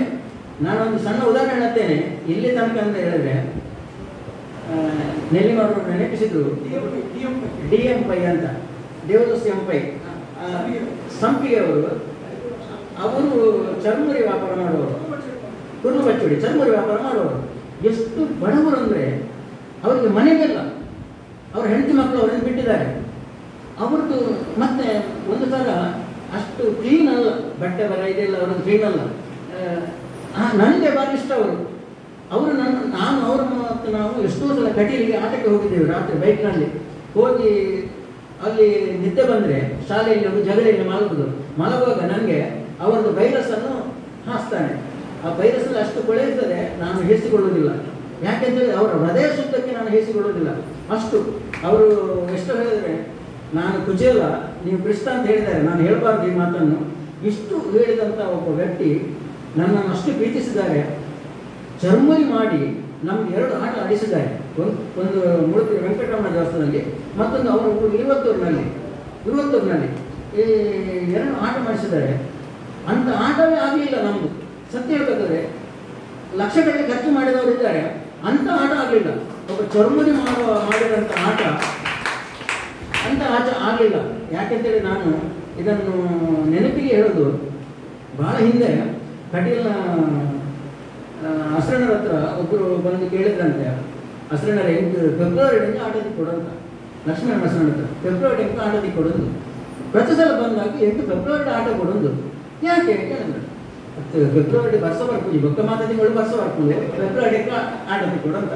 ಆಯ್ತು, ಅವ್ರಿಗೆ ಫೆಬ್ರವರಿಯಲ್ಲಿ ಆಟ ಕೊಟ್ಟರು ಲಕ್ಷ್ಮೀನಾರಾಯಣ ಅಸ್ರಣರು. ಇವನ ಆಟದಲ್ಲಿ ಜೋರು ಮಳೆ. ಯಾಕೆ ಹೇಳ್ತಾನೆ ಅಂತ ಹೇಳಿದ್ರೆ, ದೇವರಿಗೆ ಯಾವುದು ಮುಖ್ಯ ಅಲ್ಲ, ದೇವರಿಗೆ ಬರೀ ಭಕ್ತಿ ಮುಖ್ಯ. ಭಕ್ತಿಗಿಂತ ದೊಡ್ಡದು ಯಾವುದಿಲ್ಲ. ನಾವು ಆಟದಲ್ಲಿ ಸಾಮಾನ್ಯವಾಗಿ ಅನ್ನದಾನ ಮಾಡಬೇಕಂತ ಒಂದು ಪದ್ಧತಿ ಇದೆ. ಹಾಗಾಗಿ ಅನ್ನದಾನ ಮಾಡಲೇಬೇಕು. ಕಟೀಲ್ ಆಟ ಆಗಲಿ ಆಟ ಆಗಲಿ ಅನ್ನದಾನ ಮಾಡಲೇಬೇಕು. ಅನ್ನದಾನ ಮಾಡದಿದ್ದರೆ ಅದರ ಪೂರ್ತಿ ಫಲ ಸಿಗುವುದಿಲ್ಲ. ದೇವಿಗೂ ಸಹ ಇಷ್ಟ ಅನ್ನದಾನ ಮಾಡಿದರೆ. ನೀವು ಎಷ್ಟು ಬ್ಯಾಂಡ್ ವಾದ್ಯ ಮಾಡಿದ್ದೀರಿ, ಎಷ್ಟು ಗರ್ನಾಲ್ ಹೊಟ್ಟೆ ಬಿಟ್ಟಿದ್ದೀರಿ, ಅದಲ್ಲ. ಈಗ ರೆಂಜಾಡ್ರವರು ನೋಡಿದ್ದಾರೆ, ಇದೆಲ್ಲ ಅವರು ಕಂಡವರು. ಇದು ಯಾವುದು ಮುಖ್ಯ ಅಲ್ಲ, ಅಲ್ಲಿ ಅನ್ನದಾನ ಅನ್ನೋದು ಬಹಳ ಮುಖ್ಯ. ಹಾಗಾಗಿ ಇಂಥ ಎಲ್ಲ ಪ್ರಸಂಗಗಳು ತುಂಬ ನಡೀತವೆ. DM ಶನಿಯವರು ಅವರಿಗೆ ಹೆಂಡತಿ ಮಕ್ಕಳು ಯಾರಿಲ್ಲ, ನನ್ನೊಟ್ಟಿಗೆ ಬೈಕ್ನಲ್ಲಿ ತಿರುಗುತ್ತಿದ್ದರು. ಅವರು ಆಕಸ್ಮಿಕವಾಗಿ ಬಾಂಬೆಗೆ ಹೋದರು. ಅಲ್ಲಿ ಅವರ ತಮ್ಮನ ಮಗನ ಉಪನಯನ ಇತ್ತು. ಅಲ್ಲಿ ಹೋಗಿ ಅವರು ಬಡಿಸ್ತಾ ಇರುವಾಗ ಅವರಿಗೆ ಹಾರ್ಟ್ ಫೇಲ್ ಆಗಿ ತೀರ್ಕೊಂಡ್ರು. ನನಗೆ ಫೋನ್ ಬಂತು. ಅದು ಒಂದು ಪುಣ್ಯ ಅವರದ್ದು. ಯಾಕೆಂತ ಹೇಳಿದ್ರೆ, ವರ್ಷಕ್ಕೆ 1 ಬಾರಿ ಕಟೀಲಿಗೆ 1 ಬಾರಿ ಇರುವಾಗಲೇ ನಡ್ಕೊಂಡು ಹೋಗ್ತಾರೆ ಪಾದಯಾತ್ರೆ. ಅಲ್ಲಿ ಹೋಗಿ ಹೊಳೆಯಲ್ಲಿ ಮಿಂದು ಆ ಬಟ್ಟೆಯನ್ನು ನೀರಿನಲ್ಲಿ ಬಿಟ್ಟು ಹೊಸ ಬಟ್ಟೆಯನ್ನು ಹಾಕಿಕೊಂಡು ಬರುವಂಥ ಮನುಷ್ಯ. ಅಂಥ ಮನುಷ್ಯ ಮೂಡುಬಿದಿಯಲ್ಲಿ ಹೇಳ್ತಾ ಇದ್ರು, ಒಂದು ವೇಳೆ ಬೈಕಲ್ಲಿ 3 ತಿಂಗಳು ಅನ್ನ ಪುಣೆದಕ್ಕೆ ಕುಮಾರ್ ಶೆಟ್ಟಿಗೆ ಕೊಡುತ್ತೀನಿ ಅದನ್ನು ಅಂತ. ಅಂದರೆ ಅವರಿಗೆ ಯಾರಿಲ್ಲ, ನಾನೇ ಇದ್ದದ್ದು ಅವರಿಗೆ. ಪುಣ್ಯಕ್ಕೆ ನನಗೆ ಕಷ್ಟ ಸಿಗಲಿಲ್ಲ. ಅವರ ತಮ್ಮಂದಿರು ಅಣ್ಣಂದಿರು ಬಾಂಬೆಗಿದ್ದಾರೆ, ಅವರಿಗೆ ಇದು ಮಾಡಿದ್ರು. ನಮಗೆ ದೊಡ್ಡ ಶಿಕ್ಷಣವನ್ನು ಕೊಡುವಂಥ ಈ ಯಕ್ಷಗಾನ, ನಾನು ಅಧ್ಯಾಪಕರನ್ನು ಹೀಯಾಳಿಸಲಿಕ್ಕೆ ಮಾಡೋದಲ್ಲ ಒಂದು. ಯಾಕೆಂತ ಹೇಳಿದ್ರೆ, ನಾನು ಹೆಚ್ಚು ತಿಳಿದದ್ದು ಶೇಣಿಯವರಿಗೆ ಮತ್ತು ಭದ್ರಗಿರಿ ಅಚ್ಚುದಾಸರಿಂದ. ಅವರನ್ನು ನಾನು ಯಾವುದು ಮರೆಯಲಿಕ್ಕಿಲ್ಲ. ಈಗಲೂ ಭದ್ರಗಿರಿ ಅಚ್ಚುದಾಸರ ಒಂದು ಹರಿಕತೆ ಶೇಣಿಯವರಿಗೆ ಸಂಬಂಧಪಟ್ಟ ಒಂದು ಕ್ಯಾಸೆಟ್ ಆಟ ಕೇಳಿದ್ರೆ ನನಗೆ ದಿನ ಬರುವುದಿಲ್ಲ. ಒಂದು ಕಡೆ ಒಂದು ಸಣ್ಣ ಜೋಕ್ಸ್ ಹೇಳ್ತೇನೆ, ಮತ್ತೆ ಮಾತು ಹೆಚ್ಚು ಮುಂದುವರಿಸೋದಿಲ್ಲ. ಯಾಕೆಂದರೆ ಒಂದು ಶಾಲೆಗೆ ಒಂದು ಇನ್ಸ್ಪೆಕ್ಟರ್ ಬಂದ್ರಂತೆ, ಆಕಸ್ಮಿಕವಾಗಿ ಇನ್ಸ್ಪೆಕ್ಟರ್ ಬಂದರು. ಇನ್ಸ್ಪೆಕ್ಟರ್ ಬಂದು ನೋಡಿದರು, ಮಕ್ಕಳೆಲ್ಲ ಓದ್ತಾ ಇದ್ದಾರೆ, ಒಂದು ಕನ್ನಡ ಪುಸ್ತಕ ತೆಗೆದು ನೋಡಿದರು. ಈಗ ಸ್ವಲ್ಪ ಹಿಂದಿನ ಕಥೆ, ಈಗ ನಮ್ಮ ಪಠ್ಯ ಪುಸ್ತಕದಲ್ಲಿ ರಾಮಾಯಣ ಮಹಾಭಾರತದ ವಿಷಯ ಏನು ಇರುವುದಿಲ್ಲ. ಒಂದು ಪುಸ್ತಕ ಹೋಗುವಾಗ ಅದರಲ್ಲಿ ರಾಮಾಯಣದ ಒಂದು ವಿಷಯ ಇತ್ತಂತೆ, ರಾಮ ಸೀತೆಯನ್ನು ವಹಿಸಿದಂಥ ವಿಷಯ. ಪುಸ್ತಕ ತೆಗೆದರು, ಇನ್ಸ್ಪೆಕ್ಟರ್ ಓದಿದ್ರು. ಒಬ್ಬ ಹುಡುಗನ ಹತ್ರ ಕೇಳಿದರು, ಶಿವಧನುಸ್ಸು ಮುರಿದದ್ದು ಯಾರು ಅಂತ. ಹುಡುಗನ ನನಗೆ ಗೊತ್ತಿಲ್ಲ ಸರ್ ಅಂತ ಹೇಳಿದ. ಮತ್ತೊಬ್ಬ ನೆಕ್ಸ್ಟ್ ಅವ ಹೇಳಿದ, ನಾನಿನ್ನ ಶಾಲೆಗೆ ಬರಲಿಲ್ಲ ಸರ್ ಅಂತ ಹೇಳಿದ. ಅಷ್ಟು ಆಗುವಾಗ ಮಾಸ್ಟರ್ ಅಂತ ಕೇಳಿದ್ರು. ಮಾಸ್ಟರ್ ಗೊತ್ತಿಲ್ಲ, ಶಿವಧನುಸ್ಸು ಮುರಿದದ್ದು ಯಾರು ಅಂತ ಮಾಸ್ಟರ್ ಗೊತ್ತಿಲ್ಲ. ಹೆಡ್ ಮಾಸ್ಟರ್ ಕೇಳೋದು, ಹೆಡ್ ಮಾಸ್ಟರ್ ಗೊತ್ತಿಲ್ಲ. ಯಾಕೆಂದ್ರೆ ನಮ್ಮ ವಿದ್ಯೆ ಈಗ ಅಂತ ಮಟ್ಟಕ್ಕೆ ಹೋಗಿದೆ. ಈಗ ನಾವು ಕಾಲೇಜಿಗೆ ಹೋಗಿ ಕಾಲೇಜಿನ ಮಕ್ಕಳ ಹತ್ರ ಕೇಳಿದ್ರೆ ರಾಮಾಯಣ ಮಾಡೋದು ಗಂಧಗಾಡಿಗಿತ್ತಲ್ಲ. ನೀವು ಪ್ರಶ್ನೆ ಕೇಳಿದ್ರೆ, ಈಗ ನೀವು ಕಂಪ್ಯೂಟರ್ನ ವಿಷಯ ಕೇಳಿದ್ರೆ 100ಕ್ಕೆ 100 ಮಾರ್ಕ್ ಅವ್ರದ್ದು. ರಾಮಾಯಣ ಮಹಾಭಾರತ ವಿಷಯ ಕೇಳಿದ್ರೆ ಯಾವ ವಿಷಯನೂ ಅವ್ರಿಗೆ ಗೊತ್ತಿರಲಿಲ್ಲ. ಹಾಗೆ ಇವ್ರು ಏನು ಮಾಡಿದ್ರು, ಇನ್ಸ್ಪೆಕ್ಟರ್ ದೇವರದಲ್ಲಿ ಇನ್ಸ್ಪೆಕ್ಟರ್ ಗೊತ್ತಿಲ್ಲ ಶಿವಧನುಸ್ಸು ಯಾರು ಮುರಿದಂತ. ಅವ್ರು ಬರ್ತಾ ಹಾಕಿ ಹೋಗಿದ್ರು, ಶಿವಧನುಸ್ಸು ಮುರಿದಿದೆ, ಅದನ್ನು ನೀವು ಸರಿ ಮಾಡಿ ಕೊಡ್ಬೇಕಂತ ರಿಪೋರ್ಟ್ ಬರ್ತು ಹೋಗಿದ್ದಾರೆ. ಹೋದ ಮೇಲೆ ಹೆಡ್ ಮಾಸ್ಟ್ರು ಮಕ್ಕಳನ್ನ ಕರೆದು ಹೇಳಿದ್ರು, ಈಗ ಶಿವಧನುಸ್ಸು ಮುರಿದಿದಂತೆ ಯಾರಂತ ನಮಗೆ ಗೊತ್ತಿಲ್ಲ, ನೀವು ಬಾಲಕರೆಲ್ಲ 20 ರೂಪಾಯಿ, ಪಾಲಕರು 30 ರೂಪಾಯಿ, ಒಟ್ಟು 55 ರೂಪಾಯಿನೇ ತಂದು ಕೊಡಬೇಕು. ನಾವು ಮೇಲಾಧಿಕಾರಿಗೆ ತಿಳಿಸ್ತೇವೆ, ಶಿಕ್ಷಣ ಇಲಾಖೆಗೆ ತಿಳಿಸ್ತೇವೆ ಅಂತ. ಶಿಕ್ಷಣ ಇಲಾಖೆಗೆ ತಿಳಿಸಿದ್ರು. ಸರ್, ಇನ್ಸ್ಪೆಕ್ಟರ್ ಬಂದವರು ಧನುಸ್ಸು ಮುರಿದಿದೆ ಅಂತ ಹೇಳಿದ್ದಾರೆ, ನಾವು ಧನುಸ್ಸಿಗೆ ಮತ್ತೊಂದು ಧನುಸ್ಸು ಮಾಡಿ ಇಡ್ತೇವೆ, ಅದಕ್ಕೆ ನಮಗೆ ಪಾಲಕರಿಂದಲೂ ವಂತಿಗೆ ಮಾಡಲಿಕ್ಕೆ ಅವಕಾಶ ಕೊಡಬೇಕಂತ ಉದಾರ ಮನಸ್ಸಿನಿಂದ ಶಿಕ್ಷಣಾಧಿಕಾರಿಗಳು ಬರ್ತಿದ್ರು, ನೀವು ಎಷ್ಟು ಸಹ ಕಲೆಕ್ಷನ್ ಮಾಡ್ಬೋದು ಅಂತ. ಹಾಗೆ ಮಕ್ಕಳಿಗೆ ಹೇಳಿದ್ರು, ನೀವು 20 ರೂಪಾಯಿ, ಪೇರೆಂಟ್ಸ್ 30 ರೂಪಾಯಿ, 50 ರೂಪಾಯಿ ತಂದು ಕೊಡ್ಬೇಕಂತ. ಒಬ್ಬ ಹುಡುಗ ಮನೆಗೆ ಬಂದು ಹೇಳಿದ, ಅಮ್ಮ ನನಗೆ ದುಡ್ಡು ಕೊಡಬೇಕು 50 ರೂಪಾಯಿ, ಶಿವಧನುಸ್ಸನ್ನು ಯಾರು ಮುರಿದಿದ್ದಾರೆ ಅಂತ ಅದು ವಸ್ತು ಮಾಡಲಿಕ್ಕೆ ಮಾಸ್ಟರ್ ಹೇಳಿದ್ದಾರೆ, 50 ರೂಪಾಯಿ ಕೊಡಬೇಕಂತ. ಅಪ್ಪನ ಹೇಳೋದು, ಅಪ್ಪ ಬೆಳಿಗ್ಗೆ ಹೊರಟೆ ಸಂಜೆ ಬರೋದು, ಅವನ ಕಾರ್ಯನಿಮಿತ್ತ ಹೋಗ್ತಾನೆ, ದುಡಿಲಿಕ್ಕೆ ಹೋಗ್ತಾನೆ. ಅಪ್ಪ ಅಮ್ಮನ ಹತ್ರ ಹೇಳಿದ, ನೋಡು ಅವನಿಗೆ ಏನೋ ದುಡ್ಡು ಕೊಡಬೇಕಂತೆ ನೋಡು ಅಂತ. ತಮ್ಮ ಹೆಣ್ಣುಮಕ್ಕಳು ಸುಲಭದಲ್ಲಿ ದುಡ್ಡು ಕೊಡುವುದಿಲ್ಲ, ತಂದೆ ತಾಯಂದರು ಇಲ್ಲ ಕೊಡ್ತೇನೆ ಇವ ತಾಯಿ ಬೆನ್ನು ಬಿಡುವುದಿಲ್ಲ. ಅಮ್ಮ ದುಡ್ಡು ಅಂತ ಹೋದಲ್ಲಿ ಬಂದಲ್ಲೆಲ್ಲ ಹೇಳೋದ್ರಿಂದ ನಮ್ಮ ದುಡ್ಡು ಹೊಡೆದಿದ್ದು. ಇದನ್ನು ಆ ಮನೆಯಲ್ಲಿ ಒಬ್ಬ ಅಜ್ಜಿ ಇದ್ರು, ಅವಳು ಹೇಳಿದ, ಮಗಳಿಗೆ ಯಾಕೆ ದುಡ್ಡು ಅದಕ್ಕೆ? ಅಲ್ಲ ಅಜ್ಜಿ, ಶಾಲೆಗೆ ಹೇಳಿದ್ದಾರೆ ಹೆಡ್ ಮಾಸ್ಟರ್ 50 ರೂಪಾಯಿ ತರಲಿಕ್ಕೆ. ಯಾಕಂತೆ? ಇದು ಶಿವಧನುಸ್ಸು ಯಾರು ಮುಟ್ಟಿದ್ದಾರೆ ಅಂತ, ಅದಕ್ಕೆ ಹೊಸ್ತು ಶಿವಧನುಸ್ಸು ಮಾಡಲಿಕ್ಕೆ ಅಂತ. ಮಗನೇ ಇಲ್ವಾ, ಇನ್ನು ಮಾಸ್ಟರ್ಗೆ ಹೋಗಿ ಹೇಳು, ಶಿವಧನುಸ್ಸು ಮಾಡಿದದ್ದು ರಾಮಚಂದ್ರ ತ್ರೇತಾಯುಗದಲ್ಲಿ ಸೀತೆಯನ್ನು ಮದುವೆಯಾಗುವಾಗ ಜನಕರಾಯನ ಪಟ್ಟಣಕ್ಕೆ ಹೋಗಿ ಸುನಾಭ ಎಂಬ ಶಿವಧನುಸ್ಸನ್ನು ರಾಮಚಂದ್ರ ಮುಡಿದದಕ್ಕೆ ನೀವ್ಯಾಕೆ ದುಡ್ಡು ಕೊಡ್ಬೇಕಂತ. ಹುಡುಗನಿಗೆ ಖುಷಿ ಆಯ್ತು. ಮರು ದಿವಸ ಶಾಲೆಗೆ ಹೋಗಿ ಓಡಿ ಎಲ್ಲರನ್ನು ಮಕ್ಕಳನ್ನು ಕರೆದು, ಶಿವಧನುಸ್ಸು ಮುಡಿದದ್ದು ರಾಮಂತೆ, ನಾವಲ್ಲಂತೆ, ರಾಮಂತೆ ಯಾರು ದುಡ್ಡು ಕೊಡಬೇಡಿ ಅಂತ ಹೇಳಿದ. ಈ ಕಥೆಯ ಉದ್ದೇಶ, ಕಥೆ ಏನೇ ಇರಲಿ, ಸತ್ಯ ಇರಲಿ ಸುಳ್ಳು ಇರಲಿ, ಇದರಲ್ಲಿ ನಾವು ತಿಳ್ಕೊಳ್ಬೇಕಾದ ಅಂಶ ಏನಂತ ಹೇಳಿದ್ರೆ, ಆ ಅಜ್ಜಿ ಆಟಕ್ಕೆ ಹೋಗ್ತಿತ್ತು. ಅಜ್ಜಿ ಆಟಕ್ಕೆ ಹೋದ್ರೆ ಗೊತ್ತಿತ್ತು ಶಿವಧನುಸ್ಸು ಬರ್ತದೆ ಯಾರು ಅಂತ, ಉಳಿದವರಿಗೆ ಗೊತ್ತಿಲ್ಲ. ಹೀಗೆ ಅನೇಕ ವಿಷಯಗಳು ನಾವು ಆಟದಿಂದ ತಿಳಿತೇವೆ. ಇಂಥ ಅನೇಕ ಉದಾಹರಣೆಗಳು ಇರ್ತದೆ. ಇನ್ನೂ ಒಂದು ನಾನು ಭಾಷೆ ಉದಾಹರಣೆಗೆ ನಿಲ್ಲಿಸ್ತೇನೆ.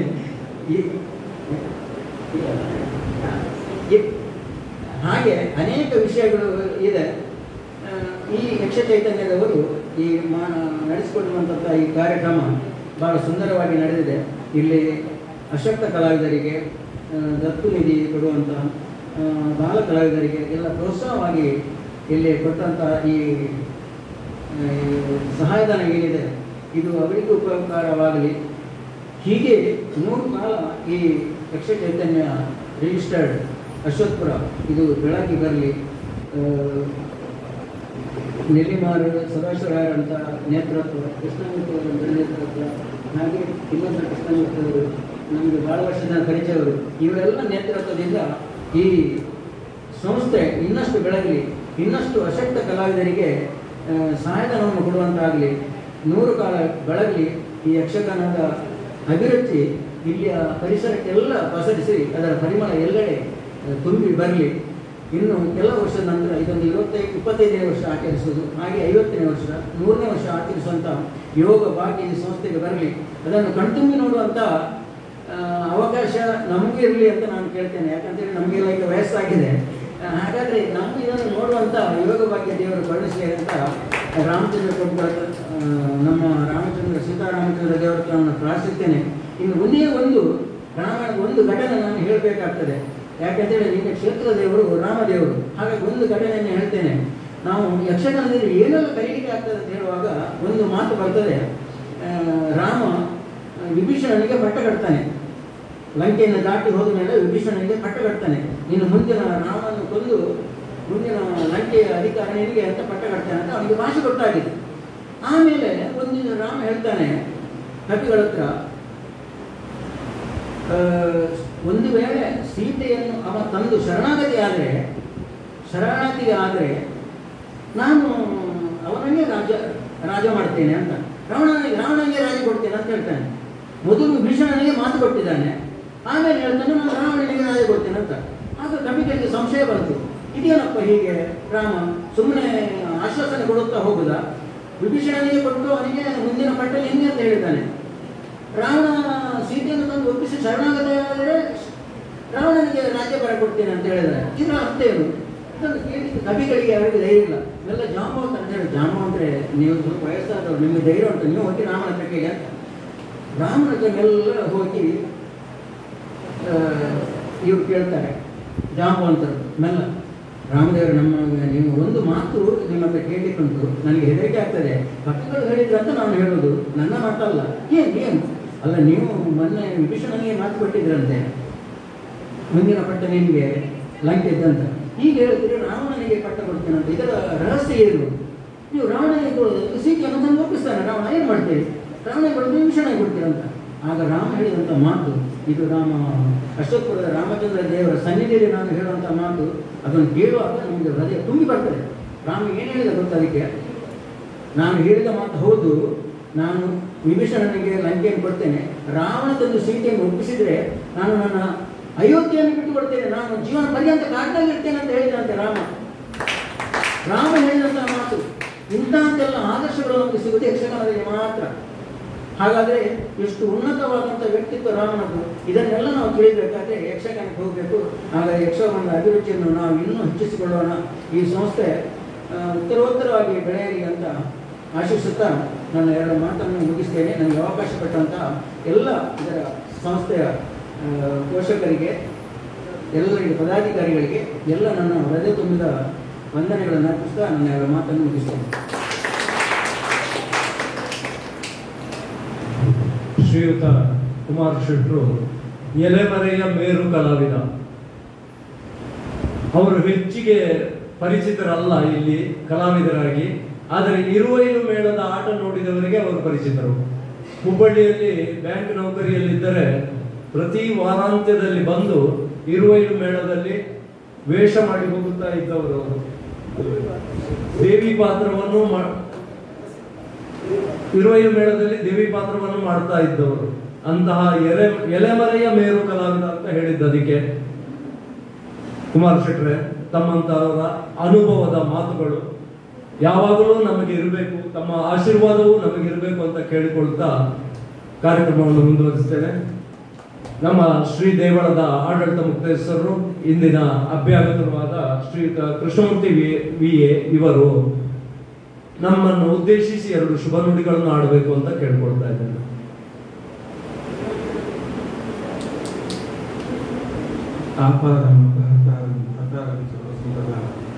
ಲೋಕಾಭಿರಾಮಂ ಶ್ರೀರಾಮಂ ಪುರಿಯೋ ದೇವರನ್ನ. ಇಂದಿನ ಈ ಸಭೆಯ ಅಧ್ಯಕ್ಷರು ಒಳ್ಳೆಯ ನಾಯಕತ್ವವನ್ನು ಹೊಂದಿ ನಮ್ಮ ಶ್ರೀ ಸೀತಾರಾಮಚಂದ್ರ ದೇವಸ್ಥಾನದಲ್ಲಿ ವಿಶೇಷವಾದ ಸ್ವಯಂ ಸೇವಕ ಕಾರ್ಯವನ್ನು ಅನೇಕ ರೀತಿಯಲ್ಲಿ ಮಾಡ್ತಾ ಇದ್ದಾರೆ. ಅವರಿಗೆ ಪ್ರಥಮವಾಗಿ ವಂದಿಸುತ್ತಾ, ಹಾಗೆ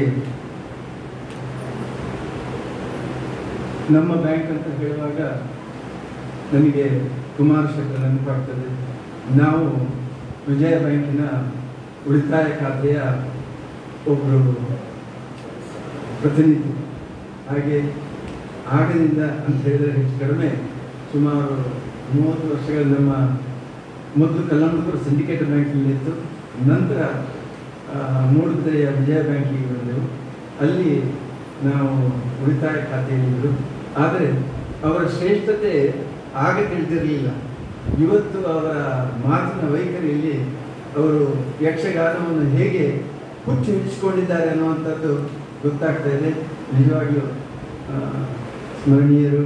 ಅವರಿಗೂ ವಂದಿಸುತ್ತಾ ಇಂದಿನ ಎಲ್ಲ ಸಭಾಸದರಿಗೂ ಹಾಗೂ ಯಕ್ಷ ಚೈತನ್ಯದ ಸರ್ವ ಪದಾಧಿಕಾರಿಗಳಿಗೂ ವಂದಿಸುತ್ತಾ ಇನ್ನು ಸನ್ಮಾನ ಪಡೆದ ರೇಂಜಾಳ ಶ್ರೀ ರಾಮಕೃಷ್ಣರಾವ್ ಇವರು ದೈವ್ಯ ಪಾತ್ರವನ್ನು ಹೆಚ್ಚಾಗಿ ಮಾಡ್ತಿದ್ರು ಅನ್ನುವಂಥದ್ದನ್ನು ಹೇಳಿದರು.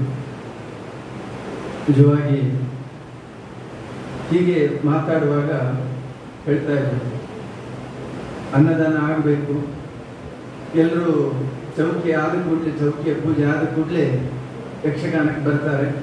ಅನಂತರ ಅಲ್ಲಿಯ ಸಂಭ್ರಮ ಇರುವುದು ಮಹಿಷಾಸುರನ ಎಂಟ್ರೆನ್ಸ್ ಅಥವಾ ಬರುವಿಕೆ. ಅದರ ನಂತರ ಅಲ್ಲಿ ವಿಶೇಷವಾದ ಜನಸಂದಣಿ ಇರೋದಿಲ್ಲ. ಇದರಿಂದ ಏನು ಗೊತ್ತಾಗ್ತದೆ ಅಂತ ಹೇಳಿದರೆ, ಕೆಲವೊಮ್ಮೆ ಅನಿಸೋದು ನಾವು ಇನ್ನೂ ಅಸುರರಾಗಿ ಉಳಿದಿದ್ದೇವಾ ಅನ್ನುವಂತಹ ಒಂದು ಭಾವನೆ.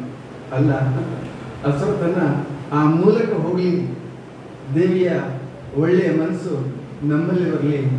ಶ್ರೀಯುತ ರಾಮಕೃಷ್ಣ ರೇಂಜಾಡ್ರವರ ನಿವೃತ್ತಿ ಜೀವನ ಉತ್ತಮವಾಗಲಿ, ಅವರ ಆರೋಗ್ಯ ಉತ್ತಮವಾಗಿರಲಿ ಅಂತ ಹಾರೈಸ್ತಾ, ನಾನು ಯಾಕೆ ಆಪಾದ ಮಪಹರ್ತಾರಂ ಅಂತ ಹೇಳಿದೆ ಅಂತ ಹೇಳಿದರೆ, ಯಕ್ಷನಿಧಿ ಸಮರ್ಪಣೆಯ ಸತೀಶ್ ಆಚಾರ್ಯರವರು ಆ ನಿಧಿಯನ್ನು ಅವರ ಅಣ್ಣ ಪಡ್ಕೊಂಡಿದ್ದಾರೆ. ಅವರ ಕುಟುಂಬಕ್ಕೆ ಶ್ರೀರಾಮ ಆಪತ್ ಬಾಂಧವನಾಗಿ ಇನ್ನಷ್ಟು ಬೇರೆ ರೂಪದಲ್ಲಿ ಅವರ ಸಂಪತ್ತು ವೃದ್ಧಿ ಆಗಲಿ ಅನ್ನುವಂಥದ್ದು. ಅದರ ಜೊತೆಗೆ ಪ್ರತಿಭಾ ಪುರಸ್ಕಾರವನ್ನು ಪಡೆದಂಥ ಕುಮಾರಿ ಮನ್ವಿತಾ ನೀಲಿಮಾ, ಒಳ್ಳೆಯ ಅವರ ತಂದೆ ಶ್ರೀಯುತ ನಾಗೇಶ್ ನೆಲ್ಲಿಮಾರ್ ಅವರು ಇತ್ತೀಚೆಗೆ ನಮ್ಮ ವಾಟ್ಸಪ್ನಲ್ಲಿ ಅವರಲ್ಲಿ ನೆಲ್ಲಿಮಾರ್ ಕುಟುಂಬದ ಒಂದು ಫೋಟೋವನ್ನು ಹಾಕಿದರು. ಬಹಳ ಸಂದರ್ಭ, ಅವರಲ್ಲಿ ಗಣೇಶ ಚತುರ್ಥಿಯ ಸಂದರ್ಭ. ನೆಲ್ಲಿಮಾರಿನ ಎಲ್ಲ ಸದಸ್ಯರು ಅದರಲ್ಲಿ ಬಂದಿದ್ದರು. ನಿಜವಾಗಿ ನನಗೆ ಆಶ್ಚರ್ಯ ಅನಿಸಿತು, ಇಷ್ಟು ಜನ ಹೇಗೆ ಅದರಲ್ಲಿಯೂ ಒಂದು ರೀತಿಯ ಹೆಂಗಸರು ಒಂದು ರೀತಿಯ ಯೂನಿಫಾರ್ಮು, ಗಂಡಸರು ಒಂದು ರೀತಿಯ ಯೂನಿಫಾರ್ಮು, ಅದರಲ್ಲಿಯೂ ಒಂದು ರೀತಿಯ ಅನ್ಯೋನ್ಯತೆ, ಇವುಗಳೆಲ್ಲ ನೋಡುವಾಗ ಹೌದು, ಬೇಕು ನಮ್ಮ ಕುಟುಂಬದಲ್ಲಿ ಇಂತಹ ಅನ್ಯೋನ್ಯತೆ ಅಂತ ಎನಿಸಿತು. ಅದರ ಜೊತೆಗೆ ಕುಮಾರಿ ಮನ್ವಿತಾ ನೀಲಿಮಾರ್ ಈಕೆ ಇನ್ನಷ್ಟು ವಿದ್ಯಾಭ್ಯಾಸವನ್ನು ಪಡೆದು, ಹೆಚ್ಚಿನ ವಿದ್ಯಾಭ್ಯಾಸ ಪಡೆದು ಒಳ್ಳೆಯ ಉನ್ನತ ಸ್ಥಾನವನ್ನು ಪಡೆದು ಉದ್ಯೋಗವನ್ನು ಪಡೆಯಲಿ ಅಂತ ಹಾರೈಸ್ತಾ, ಯಕ್ಷಗಾನ ಯಕ್ಷ ಚೈತನ್ಯ ಈಗಾಗಲೇ ಶಿವದತ್ತ ಅವರು ಹೇಳಿದರು 21ನೇ ವರ್ಷ. ಯಕ್ಷಲಹರಿಯಲ್ಲಿ ಅವರ ಒಂದು ಪರೀಕ್ಷೆ ನಡೆದಿದೆ, ಅದೇ ಒಂದು ಘಟಿಕೋತ್ಸವ ಆಗಿದೆ ಅಂತ ನನ್ನ ಒಂದು ಅನಿಸಿಕೆ. ಅದರ ನಂತರ ಬಹಳ ಕಾರ್ಯಕ್ರಮಗಳಲ್ಲಿ ನಮ್ಮ ಯಕ್ಷ ಚೈತನ್ಯ ಸದಸ್ಯರು ವಿಜೃಂಭಿಸಿದ್ದಾರೆ. ಇನ್ನಷ್ಟು ವಿಜೃಂಭಣೆಯಾಗಲಿ. ಇವರ ಜೊತೆಗೆ ಇನ್ನೊಬ್ಬರು ಕಲಾವಿದರು, ಆಗ ಹೇಳಿದ ಕಲಾವಿದರ ಜೊತೆಗೆ ನಮ್ಮಲ್ಲಿ ಇನ್ನೊಬ್ಬ ಶ್ರೇಷ್ಠ ಕಲಾವಿದರಿದ್ದಾರೆ. ಅವರು ನಾಟಕ ರಂಗದಲ್ಲಿ ಇದ್ದಾರೆ, ಶ್ರೀಯುತ ಮಣೀಂದ್ರ ಅವರು. ಅವರ ಸಾಹಸ ಇತ್ಯಾದೆಲ್ಲ ಎಣಿಸುವಾಗ ನಿಜವಾಗಿಯೂ ಅದ್ಭುತ ಅನಿಸ್ತದೆ. ಎಲ್ರಿಗೂ ಒಳ್ಳೆಯದಾಗಲಿ, ಶುಭವನ್ನು ಹಾರೈಸ್ತಾ ಈ ಅವಕಾಶಕ್ಕೆ ಯಕ್ಷ ಚೈತನ್ಯದ ಎಲ್ಲ ಪದಾಧಿಕಾರಿಗಳಿಗೂ ವಂದಿಸುತ್ತಾ ನನ್ನೆರಡು ಮಾತುಗಳನ್ನು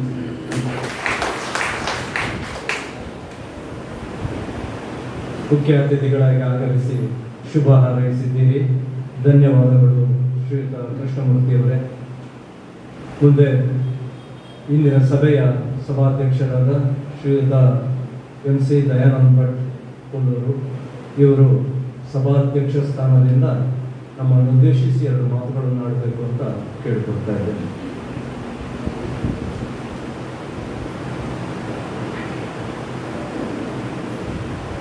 ಕಲ್ಯಾಣಾತ್ಮಕ ಗಾತ್ರಾಯ ಸಾವಿತಾರ್ಥ ಪ್ರಧಾನೇ ಶ್ರೀಮದ್ ವೆಂಕಟನಾಥಾಯ ಶ್ರೀನಿವಾಸಾಯ ವೇದಿಕೆಯಲ್ಲಿರುವ ಗಣ್ಯರೇ, ಆಹ್ವಾನಿತರೇ, ಬಂಧು ಭಗಿನಿಯರೇ ಹಾಗೂ ಯಕ್ಷ ಚೈತನ್ಯದ ಕಲಾ ಆರಾಧಕರೇ. ಯಾಕಂತ ಹೇಳಿದರೆ ಈ ಯಕ್ಷ ಚೈತನ್ಯದ ಒಂದು ಕಲೆಯನ್ನು ಆರಾಧಿಸುವಂತಹ ಒಂದು ಈ ಸಂಸ್ಥೆ ಒಂದು 20 ವರ್ಷವನ್ನು ಪೂರೈಸಬೇಕಾದರೆ ಬಹಳ ಕಷ್ಟ ಉಂಟು. ಯಾಕಂತ ಹೇಳಿದರೆ ಒಂದು ಸಂಘ ಸಂಸ್ಥೆಯಲ್ಲಿ ಬಿಡುವವರಿಗೆ ಗೊತ್ತುಂಟು, ಪರಿಪೂರ್ಣ ಜ್ಞಾನ ಇರ್ತದೆ. 20 ವರ್ಷ ಪೂರೈಸಬೇಕಾದರೆ ಎಷ್ಟೊಂದು ಕಷ್ಟಪಡಬೇಕು ಅಂತೇಳಿ. ಹಾಗೆ ಎಷ್ಟೇ ಒಂದು ತೊಂದರೆ ಬಂದರೂ ಕೂಡ, ಎಷ್ಟೇ ಒಂದು ಕಷ್ಟ ಕಾರ್ಪಣ್ಯಗಳಿದ್ದರೂ ಕೂಡ ಅವರನ್ನೆಲ್ಲ ಮೆಟ್ಟಿ ನಿಲ್ಲುವಂತಹ ಧೀರ ತರುಣರು ಈ ಸಂಸ್ಥೆಯಲ್ಲಿದ್ದಾರೆ. ಹಾಗೆ ನನಗೆ ಬಹಳ ಹೆಮ್ಮೆ ಅನಿಸ್ತಾ ಉಂಟು. ಸುಮಾರು 2000 ಇಸ್ವಿಯಲ್ಲಿ ನಾನು ಕಿನ್ನಿಗೋಡಿ ಲಯನ್ಸ್ ಕ್ಲಬ್ನ ಅಧ್ಯಕ್ಷನಾಗಿದ್ದೆ. ಆ ಸಂದರ್ಭದಲ್ಲಿ ಯಕ್ಷಲಹರಿ ಈ ಚಟುವಟಿಕೆಯಲ್ಲಿ ಕೂಡ ನಾನು ನನ್ನನ್ನು ತೊಡಗಿಸಿಕೊಂಡಿದ್ದೆ. ಆ ಒಂದು 10ನೇ ಯಕ್ಷಲಹರಿಯ ದಶಮಾನೋತ್ಸವ ಸಂದರ್ಭದಲ್ಲಿ ಆ ತಾಳಮದ್ದಲ ಸ್ಪರ್ಧೆ ಒಂದು ವಿಶಿಷ್ಟವಾಗಿ ಆಯೋಜನೆಯಾಗಿ, ಹಾಗೆ ಆ ಸಂದರ್ಭದಲ್ಲಿ ಸಭಾ ಅಧ್ಯಕ್ಷನಾಗಿ ಅಧ್ಯಕ್ಷ ಸ್ಥಾನವನ್ನು ವಹಿಸಿದಂಥ ನನಗೆ ಆ ಸಂದರ್ಭದಲ್ಲಿ ನೆನೆಸಿತು. ನಮ್ಮ ಸಮಾಜದ ಒಂದು ಈ ಕೂಟ ಇದ್ದಿದ್ರೆ ಇದರಲ್ಲಿ ಭಾಗವಹಿಸಬಹುದಿತ್ತು. ಆಗ ನನಗೆ ಬಹಳ ಸಂತೋಷವಾಗ್ತಿತ್ತು, ಹೆಮ್ಮೆ ಆಗ್ತಿತ್ತು ಅಂತ ಆ ಸಂದರ್ಭದಲ್ಲಿ ನಾನು ಎಣಿಸಿಕೊಂಡೆ. ಆದರೆ ಅದರ ಆನಂತರ 2-3 ವರ್ಷದಲ್ಲಿ ಯಕ್ಷ ಚೈತನ್ಯ ಸಂಸ್ಥೆ ಉದಯವಾಯಿತು. ಆ ಆರಂಭದ ಸಮಯದಲ್ಲಿ ಈ ಯಕ್ಷ ಚೈತನ್ಯ ಒಂದು ಸಂಸ್ಥೆ ಬೆಳೆಸಬೇಕಾದ್ರೆ ನನಗೆ ನೆನ್ಕೊಂಡು ಇನ್ನೂ ಕೂಡ ಈ ಸದಸ್ಯರು ಪ್ರತಿ ಮನೆಗೂ ಕೂಡ ನಮ್ಮ ಊರಿನಲ್ಲಿ ಎಷ್ಟು ಮನೆ ಉಂಟು ಆ ಮನೆಗೆಲ್ಲ ಹೋಗಿ ಆಮಂತ್ರಣವನ್ನು ಕೊಟ್ಟು ಬಂದಿದ್ದಾರೆ. ಆ ಒಂದು ಘಟನೆ ಈಗ ಕೂಡ ನನಗೆ ನೆನಪಾಗ್ತದೆ. ಈ ಸಂಸ್ಥೆ ನಮ್ಮ ಸಮಾಜದವರದ್ದೇ ಆದಂಥ ಸಂಸ್ಥೆ. ಇಲ್ಲಿ ಒಂದು ಕಲಾವಿದರನ್ನು ಬೆಳೆಸುವಂಥ ಒಂದು ಕಾರ್ಯ ಅವಿರತವಾಗಿ ನಡೀತಾ ಉಂಟು. ಇದರಲ್ಲಿ ನೀವು ಯಕ್ಷ ಚೈತನ್ಯದಲ್ಲಿ ಎಲ್ಲರೂ ಇರ್ಬೋದು ಅರ್ಥಧಾರಿಗಳೆಲ್ಲ. ಆದರೆ ಯಾರು ಕೂಡ ಶುರುವಿಗೇನು ಒಂದು ಕಲಿತಾ ಇದ್ದರಷ್ಟೇ. ಆಮೇಲೆ ಈಗ ಪರಿಪೂರ್ಣವಾಗಿದ್ದಾರೆ. ಮೊದಲು ಬಾರಿ ಸದಾಶಿವ ನೆಲ್ಲಿಮಾಲ್ ಇವರು ಕೂಡ ಅವರು ಹುಟ್ಟುವಾಗಲೇ ಮಾತು ಕಲ್ತಿದ್ರು. ನಮಗೆಲ್ಲ ಹುಟ್ಟುವಾಗ ಭಜೆ ಮಾತು ಸಿಗ್ತಾ ಇದ್ರು. ಅವರಿಗೆ ಭಜೆ ಇಡೀ ನುಗ್ಲಿಕ್ಕೆ ಕೊಟ್ಟಿದ್ದಾರೆ. ಹಾಗೆ ಒಳ್ಳೆ ಮಾತಾಡ್ತಾರೆ ಅವರು. ನಮಗೆಲ್ಲ ಆ ರೀತಿ ಮಾತಾಡಲಿಕ್ಕೆ ಬರುವುದಿಲ್ಲ. ಮೇನಕ ಸದಾಶಿವ ನೆಲ್ಲಿಮಾಲ್ ಅವರಿಗೆ ಮೇನಕ ಅಂತೇಳಿ ಹೆಸರು ಹೋಗುವುದಿಲ್ಲ. ಅವರ ಸಂಸ್ಥೆಯವರು ಕೂಡ ಅವರ ಹೆಸರು ಹೋಗುವುದಿಲ್ಲ. ಹಾಗೆ ಈ ಸಂಸ್ಥೆ ನಮಗೆ ಏನು ಕೊಟ್ಟಿದೆ, ನಮ್ಮ ಸಮಾಜಕ್ಕೆ ಏನು ಕೊಟ್ಟಿದೆ ಅಂತ ಹೇಳಿದರೆ, ಇಂಥ ಅರ್ಥಪೂರ್ಣ ಕಲಾವಿದರು ನಮ್ಮಲ್ಲಿ ಖಾಲಿ ಹೋಟೆಲ್ ಉದ್ಯಮ ಮಾಡೋರು, ಕೃಷಿ ಮಾಡೋರು ಮಾತ್ರ ಇದ್ದರು. ಅದರಲ್ಲಿ ಈಗ ಈ ಒಂದು ಕಲಾ ಸೇವೆಯನ್ನು ಮಾಡುವಂಥ ಒಂದು ಯುವ ಜನಾಂಗ ಇದರೊಟ್ಟಿಗೆ ಬೆಳೀತಾ ಬಂದಿದೆ. ಸದಾಶಿವ ನೆಲ್ಲಿಮಲಾಗಲಿ, ನಮ್ಮ ಇವರು ಕೋಟೆವಾಗಲು ಮಣಿ ಇವರಾಗಲಿ ಕಲೆಯನ್ನು ಆ ಸೇವೆಯಲ್ಲಿ ಉನ್ನತ ಹೆಸರು ಗಳಿಸ್ತಾ ಇದ್ದಾರೆ. ಅವರಿಗೆ ನಾನು ನಮ್ಮ ದೇವಸ್ಥಾನದಲ್ಲಿ ಯಾವುದಾದ್ರೂ ಕಾರ್ಯಕ್ರಮದಲ್ಲಿ ಕೂಡ ಒಂದು ಅವಕಾಶವನ್ನು ನಾನು ನಮ್ಮ ಸಮಾಜದ ಈ 2 ಸಂಸ್ಥೆ ಕೂಡ ಕೊಡ್ತಾ ಬಂದಿದ್ದೇನೆ. ಹಾಗೆ ಈ ತಾಳಮದ್ದಲೆ ಕಾರ್ಯಕ್ರಮ ಕೂಡ ಆಗ್ತಾ ಉಂಟು. ಅವರ ನಾಟಕ ಕಲಾ ಸೇವೆ ಅದು ಕೂಡ ನಮ್ಮ ಬ್ರಹ್ಮಕಲಶ ಸಂದರ್ಭದಲ್ಲಿ ಕೂಡ ಆ ಒಂದು ನಾಟಕದ ಸೇವೆಯನ್ನು ಕೊಟ್ಟಿದ್ದಾರೆ. ಹಾಗೆ ಇದು ಇನ್ನೂ ಏನು ಕೊಟ್ಟಿದೆ ನಮ್ಮ ಸಮಾಜಕ್ಕೆ ಅಂತ ಹೇಳಿದೆ, ಈ ರೀತಿ ಒಂದು ಇವರು ರಂಜನ ರಾಮಕೃಷ್ಣ ಇವರಿಗೆ ಮಾಡಿದಂಥ ಸನ್ಮಾನ, ಸತೀಶ್ ಆಚಾರ್ಯ ಇವರಿಗೆ ಮಾಡಿದಂಥ ಸನ್ಮಾನ ಹಾಗೂ ಮನ್ವಿತ ನೆಲ್ಲಿಮಾಲ್ ಇವರ ಪ್ರತಿಭಾ ಪುರಸ್ಕಾರ, ಇದು ಇಂಥ ಒಂದು ಉತ್ತಮ ಕಾರ್ಯಕ್ರಮಗಳು ಇವರು ಕೇವಲ ಒಂದು ಆ ಕಲೆಯನ್ನು ಯಕ್ಷಗಾನ ತಾಳಮದ್ದಲೆ ಯಕ್ಷಗಾನವನ್ನು ಮಾತ್ರ ಆಯೋಜಿಸಿದ್ರಲ್ಲಿ ಅವರು ಆ ಒಂದು ತಮ್ಮ ಲಿಮಿಟನ್ನು ಇರಲಿಲ್ಲ. ಅದನ್ನು ಮೀರಿ ಅವರ ಕಾರ್ಯವ್ಯಾಪ್ತಿಯನ್ನು ಮೀರಿ ಇದು ಕೂಡ ಮಾಡ್ತಾ ಇದ್ದಾರೆ. ಯಾಕೆಂದರೆ ನಮ್ಮ ಸಮಾಜಕ್ಕೆ ನಮ್ಮ ಏನಾದರೂ ಒಂದು ಕೊಡುಗೆ ಕೊಡಬೇಕು ಎನ್ನುವಂಥ ಉದ್ದೇಶದಿಂದ ಹಾಗೆ ಅವರು ಮಾಡುವಂಥ ಈ ಕಾರ್ಯಕ್ರಮಗಳೆಲ್ಲವೂ ಇನ್ನೂ ಕೂಡ ನಿರಂತರವಾಗಿ ನಡೆಯುವಂತೆ ಅನುಗ್ರಹಿಸಿ. ಹಾಗೆ ಇವರು ಹೇಳಿದಾಗೆ ಮೊದಲೆಲ್ಲ ಆ ರೀತಿ ಒಂದು ಯಕ್ಷಗಾನದ ವೈಭವ ಇತ್ತು. ರಾತ್ರಿ ಅನ್ನ ಸಂತರ್ಪಣೆ, ಚೌಕಿ ಪೂಜೆ ಆದಮೇಲೆ ಅನ್ನ ಸಂತರ್ಪಣೆ ಆದಮೇಲೆ ಯಕ್ಷಗಾನ, ಅದು ವೈಭವರಿಗೆಲ್ಲ ಮರೆಯಾಗಿದೆ. 6 ಗಂಟೆಗೆ ಯಕ್ಷಗಾನ ಶುರುವಾಗ್ತದೆ, 8 ಗಂಟೆಗೆ ಅನ್ನ ಸಂತರ್ಪಣೆ, ಅಲ್ಲಿ ಚೌಕಿ ಪೂಜೆ ಆದ್ಮೇಲೆ ಇಲ್ಲಿ ಶುರುವಾಗ್ತದೆ, ಅಲ್ಲಿ ಅನ್ನ ಸಂತರ್ಪಣೆ ಶುರುವಾಗ್ತದೆ. ಕೆಲವರು ಯಕ್ಷಗಾನ ಮಾಡ್ತಾರೆ, ಕೆಲವರು ಅನ್ನ ಸಂತರ್ಪಣೆ ಹೋಗ್ತಾರೆ. ಅದು ಅನ್ನ ಸಂತರ್ಪಣೆ ಮಾಡಿ ಅವರು ಇವ್ರ ಹತ್ರ ಮಾತಾಡಿ ಬರುವಾಗ ಇಲ್ಲಿ ಯಕ್ಷಗಾನ ಮುಗ್ದಿರ್ತದೆ. ಅದು ಆ ಹಿಂದಿನ ವೈಭವವೇ ಇಲ್ಲ ಈಗ ಯಕ್ಷಗಾನಕ್ಕೆ. ಅದು ಮರುಕಳಿಸಬೇಕು. ರಾತ್ರಿಯಿಂದ ಬೆಳಗ್ಗೆವರೆಗೆ ಕೂಡ ಯಕ್ಷಗಾನ ಆಗಬೇಕು. ಹಾಗಾದರೆ ಮಾತ್ರ ಅದರದ್ದು ಒಂದು ಶ್ರೀಮಂತಿಗೆ ಉಳಿತದೆ ಅಂತ ನನ್ನ ಒಂದು ಅಭಿಪ್ರಾಯ. ಹಾಗೆ ಶೆಟ್ಟಿ ಹೇಳಿದರು, ಸ್ವಲ್ಪ ಮುಂದುವರಿಸುವ ಅವ್ರ ಮಾತು. ಏನಂತ ಶುಭಧನಸು ಮುಹೂರ್ತದ ಯಾವುದು ಅಂತ, ಅದು ಅವ್ರ ಕಾಲದಲ್ಲಿ ಆಯ್ತು. ಅವಾಗ 50 ರೂಪಾಯಿ ಇತ್ತು. ಈಗ ಏನಾಯ್ತದೆ ಅಂತ ಹೇಳಿದ್ದೆ, ಅವರು ಹೆಡ್ ಮಾಸ್ಟರ್ ಹೇಳ್ತಾರೆ ಎಲ್ಲ ಕಲೆಕ್ಷನ್ ಮಾಡಿ 50 ರೂಪಾಯಿ ಅಂತ. ಮಾಸ್ಟರ್ ಲೆಕ್ಕ ಹಾಕ್ತಾರೆ 50 ರೂಪಾಯಿ ಕಲೆಕ್ಷನ್ ಮಾಡ್ಬೋದು. ಒಂದೊಂದು ಸ್ಟೂಡೆಂಟ್ ಹತ್ರ ಇನ್ನೂ 50 ರೂಪಾಯಿ ಸೇರಿಸುವ ಎಷ್ಟಾಗ್ತದೆ? 100 ರೂಪಾಯಿ. ಆಗ ಮಾಸ್ಟರ್ ಹೇಳ್ತಾರೆ ಅವ್ರಿಗೆ 50 ರೂಪಾಯಿ ಕಲೆಕ್ಷನ್ ಮಾಡಿ ಕೊಡುವ. ಮಕ್ಕಳಿಗೆ ಹೇಳ್ತಾರೆ 100 ರೂಪಾಯಿ ಕಲೆಕ್ಷನ್ ಮಾಡಿ, ನೀವು 50 ರೂಪಾಯಿ, ಅಪ್ಪಂದು 50 ರೂಪಾಯಿ, 100 ರೂಪಾಯಿ ಶೋಧನ ಒಳ್ಳೆ ರೀತಿ ಮಾಡುವ ಅಂತ. ಮಗು ಲೆಕ್ಕ ಆಗ್ತದೆ ಶಾಲೆಗೆ ವಿದ್ಯಾರ್ಥಿ 100 ರೂಪಾಯಿ. ನನ್ನ ಮೊಬೈಲ್ ಚಾರ್ಜಿಗೆ ಒಂದು 200 ರೂಪಾಯಿ ಬೇಕು ಸೇರ್ಕೊಳ್ಳೋದು ಮಾಡುವ ಅಂತೇಳಿ. ಅಮ್ಮನಿಗೆ ಹೋಗಿ ಹೇಳ್ತಾ, ಅಮ್ಮ ಶಿವದಾನ ಮುಂದಿದೆ 300 ರೂಪಾಯಿ ಕೊಡ್ಬೇಕಂತ ಹೇಳ್ತಾರೆ ಕಲೆಕ್ಷನ್ ಅಂತ. ಅಮ್ಮ ಅವ್ರಿಗಿಂತ ಹುಷಾರು ಮಕ್ಕಳಿಗೆ ಅಂತ, 300 ರೂಪಾಯಿ ನಿಮಗೆ, ನನಗೆ ಸ್ವಲ್ಪ ದುಡ್ಡು ಬೇಕಲ್ಲ ಅಂತ 500 ರೂಪಾಯಿ ಸೇರಿಸಿ ರಾತ್ರಿ ಗಂಟೆ ಬಂದು ಕೂಡ ಶುರು ಮಾಡ್ತಾರೆ. ಈಗ ಮಕ್ಕಳಿಗೆ ಈಗ ಸ್ಕೂಲಲ್ಲಿ ಹೇಳಿದ್ರೆ 800 ರೂಪಾಯಿ ಬೇಕಂತೆ, 1000 ರೂಪಾಯಿ ಬೇಕು ನನಗೆ ಕೊಡ್ಲಿಕ್ಕೆ ಹೇಳಿದ್ದಾರೆ ಅಂತ. ಪಾಪ ಒಂದು ಯಾವುದೋ ತಲೆ ಬಿಸಿ ಇರ್ತಾನೆ, 100 ರೂಪಾಯಿ ಸರಿ ಅಂತ ಅವಳಿಂದ ಸೇರಿಸಿ ಹೊರಟಾಗಿ. ಹಾಗೆ ಅದು ಅಲ್ಲಿಗೆ ಆಗಿ ಬಂದು ಕಡೆಗೆ ಕಡೆಗೆ 50 ರೂಪಾಯಿ ಹೆಡ್ ಮಾಡ್ಲಿಕ್ಕೆ ಹೋಗ್ತದೆ. ಎಲ್ಲರೂ ಅವರವ್ರದ್ದು ಬೆಳೆ ಬೇಯಿಸ್ತಾರೆ. ಹಾಗೆ ಈಗಿನ ಪರಿಸ್ಥಿತಿ. ಹಾಗೆ ಈ ಯಕ್ಷ ಚೈತನ್ಯ ಅಶೋಕ್ ಇವರು ಪ್ರತಿ ವರ್ಷ ಕೂಡ ಇಂಥ ಉತ್ತಮ ಕಾರ್ಯಕ್ರಮಗಳನ್ನು ಹಮ್ಮಿಕೊಂಡು ನಮ್ಮ ಸಮಾಜದಲ್ಲಿ ಒಂದು ಉತ್ತಮ ಹೆಸರನ್ನು ಬೆಳೆಸಿದ್ದಾರೆ. ಇವರ ಈ ಕಾರ್ಯ ಚಟುವಟಿಕೆಯು ನಿರಂತರವಾಗಿ ನಡೆಯುವಂತೆ ಪ್ರಭು ಶ್ರೀ ಸೀತಾರಾಮಚಂದ್ರ ದೇವರು, ಲಕ್ಷ್ಮೀ ವೆಂಕಟೇಶ್ವರ ದೇವರು ಅನುಗ್ರಹಿಸಿ ಇನ್ನು ಇದಕ್ಕಿಂತ ಹೆಚ್ಚಿನ ಯಶಸ್ಸು ಇವರಿಗೆ ಸಿಗಲಿ ಅಂತೇಳಿ ನಾನು ಈ ಸಂದರ್ಭದಲ್ಲಿ ಪ್ರಾರ್ಥಿಸುತ್ತಾ, ನಿಮಗೆ ಅವಕಾಶ ಕೊಟ್ಟಂಥ ಈ ಸಂಸ್ಥೆಯ ಪದಾಧಿಕಾರಿಗಳಿಗೂ ಸದಸ್ಯರಿಗೂ ಎಲ್ಲರಿಗೂ ನಾನು ನನ್ನ ವಂದನೆಗಳನ್ನು ಸಲ್ಲಿಸ್ತೇನೆ. ಎಲ್ಲರಿಗೂ ಶುಭವಾಗಲಿ.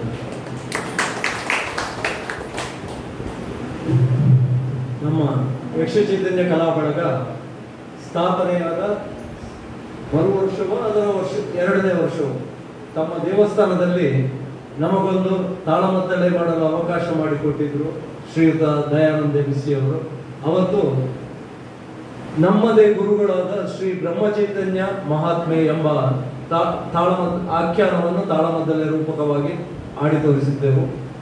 ಅದನ್ನು ಮತ್ತೊಮ್ಮೆ ನೆನಪಿಸಿಕೊಂಡು ಆ ಅವಕಾಶಕ್ಕಾಗಿಯೂ ನಮ್ಮ ಧನ್ಯವಾದಗಳು. ಹಾಗೂ ಇವತ್ತು ಬಂದು ನಮ್ಮ ಈ ಸಭಾ ಕಾರ್ಯಕ್ರಮವನ್ನು ಅಧ್ಯಕ್ಷತೆಯನ್ನು ವಹಿಸಿ ಸಭಾ ಕಾರ್ಯಕ್ರಮವನ್ನು ಚೆಂದಗಾಣಿಸಿಕೊಟ್ಟಿದ್ದೀರಿ.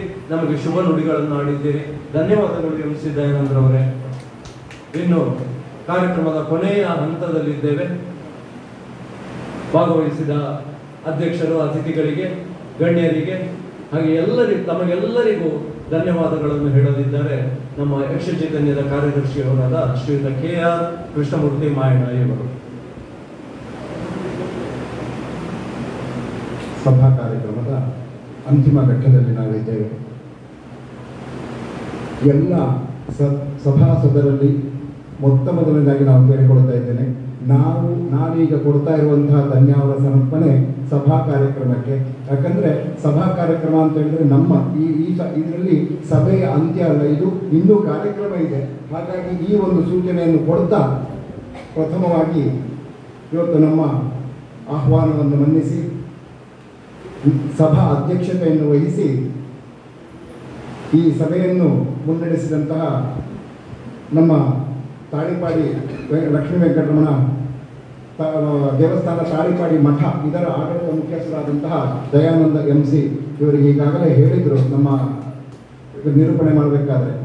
ನಮ್ಮ ಕಲಾ ಬಳಗಕ್ಕೆ ಅವರ ಸಂಸ್ಥೆಯಿಂದ ಅವಕಾಶವನ್ನು ಮಾಡಿಕೊಟ್ಟಿದ್ದಾರೆ ಅಂತ ಅದನ್ನು ನಾವು ಯಾವತ್ತೂ ಮರೆಯುವ ಹಾಗಿಲ್ಲ. ಯಾಕಂದರೆ ಅದು ಅವರು ಅವಕಾಶ ಮಾಡಿಕೊಟ್ಟಂಥದ್ದು ನಮ್ಮ ಕಲಾ ಬಳಗದ ಆರಂಭಿಕ ಹೆಜ್ಜೆ ಇಟ್ಟಿರುವಂಥ ಸಂದರ್ಭದಲ್ಲಿ ಅದನ್ನು ನಾವು ನೆನಪಿಸಿಕೊಳ್ತಾ ಕಾರ್ಯಕ್ರಮದ ಅಧ್ಯಕ್ಷತೆಯನ್ನು ವಹಿಸಿ ನಮ್ಮನ್ನು ಕರೆಸಿದ್ದಕ್ಕೆ ನಮ್ಮ ಯಕ್ಷಚೈತನ್ಯ ಕಲಾ ಸಂಸ್ಥೆಯ ಪರವಾಗಿ ಹಾಗೆ ಎಲ್ಲ ನೆರೆದಿರುವ ಸಭಿಕರ ಪರವಾಗಿ ಧನ್ಯವಾದಗಳನ್ನು ಅರ್ಪಿಸ್ತಾ ಇದ್ದೀನಿ.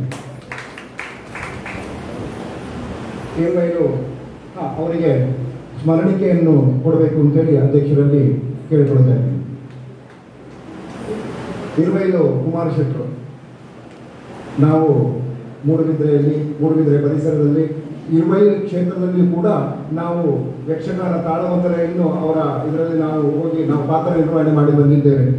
ಅಂತಹ ಕಲಾ ಪೋಷಕರು, ಕಲಾ ಒಂದು ಸಂಘಟಕರು ಹೌದು. ಯಾಕಂದರೆ ಒಂದು ಮೇಳವನ್ನು ಮುನ್ನಡೆಸುವುದು ಅಂತ ಹೇಳಿದರೆ ಇವತ್ತಿನ ಕಾಲಕ್ಕೆ ಬಹಳ ಕಷ್ಟವಾದಂತಹ ಕೆಲಸ. ಅಂತಹ ಕೆಲಸವನ್ನು ಇರುವೈಲು ಕುಮಾರ್ ಶೆಟ್ಟರು ಯಶಸ್ವಿಯಾಗಿ ನಿರ್ವಹಣೆ ಮಾಡ್ತಾ ಇದ್ದಾರೆ ಅಂತ ಹೇಳಿದರೆ ಅವರೊಂದು ಅತ್ಯುತ್ತಮ ಕಲಾ ಸಂಘಟಕರು ಅಂತ ಹೇಳುವಂಥದ್ದು. ಆ ಹಿನ್ನೆಲೆಯಲ್ಲಿ ಅವರು ಕೂಡ ಇವತ್ತು ನಮ್ಮ ಇಲ್ಲಿ ಆಗಮಿಸಿ ನಮ್ಮ ಅಭ್ಯಾಗತರಾಗಿ ಒಳ್ಳೆಯ ಮಾತುಗಳಿಂದ ನಮ್ಮ ಸಭಾಸದರನ್ನು ಉದ್ದೇಶಿಸಿ ಮಾತಾಡಿದ್ದಾರೆ. ಅವರಿಗೆ ಯಕ್ಷಚೈತನ್ಯದ ಪರವಾಗಿ ಹಾಗೆ ಎಲ್ಲ ಸಭಾಸದರ ಪರವಾಗಿ ಹೃತ್ಪೂರ್ವಕ ಧನ್ಯವಾದಗಳನ್ನು ಸಮರ್ಪಿಸ್ತಾ ಇದ್ದೇನೆ. ಅವರಿಗೆ ಸ್ಮರಣಿಕೆಯನ್ನು ನೀಡಬೇಕು ಅಂತ ಅಧ್ಯಕ್ಷರನ್ನು ಮಾಡ್ಕೊಳ್ತಾ ಇದ್ದೇವೆ. ಇನ್ನು ವೇದಿಕೆಯಲ್ಲಿರುವವರು ಶ್ರೀಯುತ ಕೃಷ್ಣಮೂರ್ತಿ ವಿಯವರು ನನ್ನ ಗುರುಗಳು ಹೌದು. ಯಾಕಂದರೆ ಅವರು ನಿವೃತ್ತ ಅಧ್ಯಾಪಕರು, ವಾಣಿವಿಲಾಸ ಶಾಲೆಯ ಅಧ್ಯಾಪಕರು, ನನ್ನ ಗುರುಗಳು ಹೌದು. ಶ್ರೀ ಕ್ಷೇತ್ರದ ಆಡಳಿತ ಮುಕ್ತೇಶ್ವರರಾಗಿರುವವರು. ನಮ್ಮ ಯಕ್ಷ ಚೈತನ್ಯ ಕಲಾ ಬಳಗದ ಯಾವತ್ತೂ ಕಾರ್ಯಕ್ರಮಗಳಲ್ಲಿ ಶ್ರೀ ದೇವಸ್ಥಾನದ ಇಲ್ಲಿ 21 ವರ್ಷದಿಂದ ನಾವು ಕಾರ್ಯಕ್ರಮ ಮಾಡ್ತಾ ಬಂದರೂ ಅದಕ್ಕೆ ಆಶ್ರಯವನ್ನು ಕೊಟ್ಟದ್ದು ಶ್ರೀ ದೇವಸ್ಥಾನ. ಇದನ್ನು ನಾವು ಯಾವತ್ತೂ ಮರೆಯುವ ಹಾಗಿಲ್ಲ. ಹಾಗೆ ಶ್ರೀ ದೇವಸ್ಥಾನದ ಆಡಳಿತ ಮುಖ್ಯಸ್ಥರು ವಿ ಎ ಕೃಷ್ಣಮೂರ್ತಿಯವರು, ಇವರು ಬಂದು ನಮ್ಮನ್ನು ಉದ್ದೇಶಿಸಿ ಮಾತನಾಡಿ ನಮಗೆ ಪ್ರೋತ್ಸಾಹದ ನುಡಿಗಳನ್ನು ಆಡಿದ್ದಾರೆ. ಇನ್ನು ನಮಗೆ ಆ ಒಂದು ಅವರ ಪ್ರೋತ್ಸಾಹದ ನುಡಿಗಳು ನಮ್ಮ ಮುಂದಿನ ಹೆಜ್ಜೆಗಳಿಗೆ ನಮಗೆಲ್ಲೂ ಪ್ರೋತ್ಸಾಹದಾಯಕ ಅಂತೇಳಿ ಹೇಳ್ತಾ ಅವರಿಗೂ ಕೂಡ ಹೃತ್ಪೂರ್ವಕ ಧನ್ಯವಾದಗಳನ್ನು ಅರ್ಪಿಸ್ತಾ ಇದ್ದೇವೆ. ಅವರಿಗೂ ಸ್ಮರಣಿಕೆಯನ್ನು ಕೊಡಬೇಕು ಅಂತೇಳಿ ಮಾಡಿಕೊಳ್ತಾ ಇದ್ದೇವೆ. ಇನ್ನು ಈ ವರ್ಷದ ನಮ್ಮ ಕಲಾವಿದ ಸಮ್ಮಾನ, ಹಿರಿಯ ಕಲಾವಿದರು ರಂಜಾಡ ರಾಮಕೃಷ್ಣರಾವ್ ಇವರನ್ನು ನಾವು ಕಲಾವಿದ ಸಮ್ಮಾನವನ್ನು ಸ್ವೀಕರಿಸಬೇಕು ಅಂತೇಳಿ ಅವರಲ್ಲಿ ವಿನಂತಿ ಮಾಡಿಕೊಳ್ತಾಗ ಅವರು ಅತ್ಯಂತ ಸಂತೋಷವಾಗಿ ಇಲ್ಲಿ ಆಗಮಿಸಿ ನಮ್ಮ ಆ ಕಿರು ಗೌರವವನ್ನು ಸ್ವೀಕರಿಸಿದ್ದಾರೆ. ಜೊತೆಗೆ ವಿಶೇಷವಾಗಿ ಗಮನಿಸಬೇಕು, ಅವರು ತಮ್ಮ ಆ ಮಾತಿನಲ್ಲಿ ಒಂದು ಮಾತನ್ನು ಹೇಳಿದ್ರು.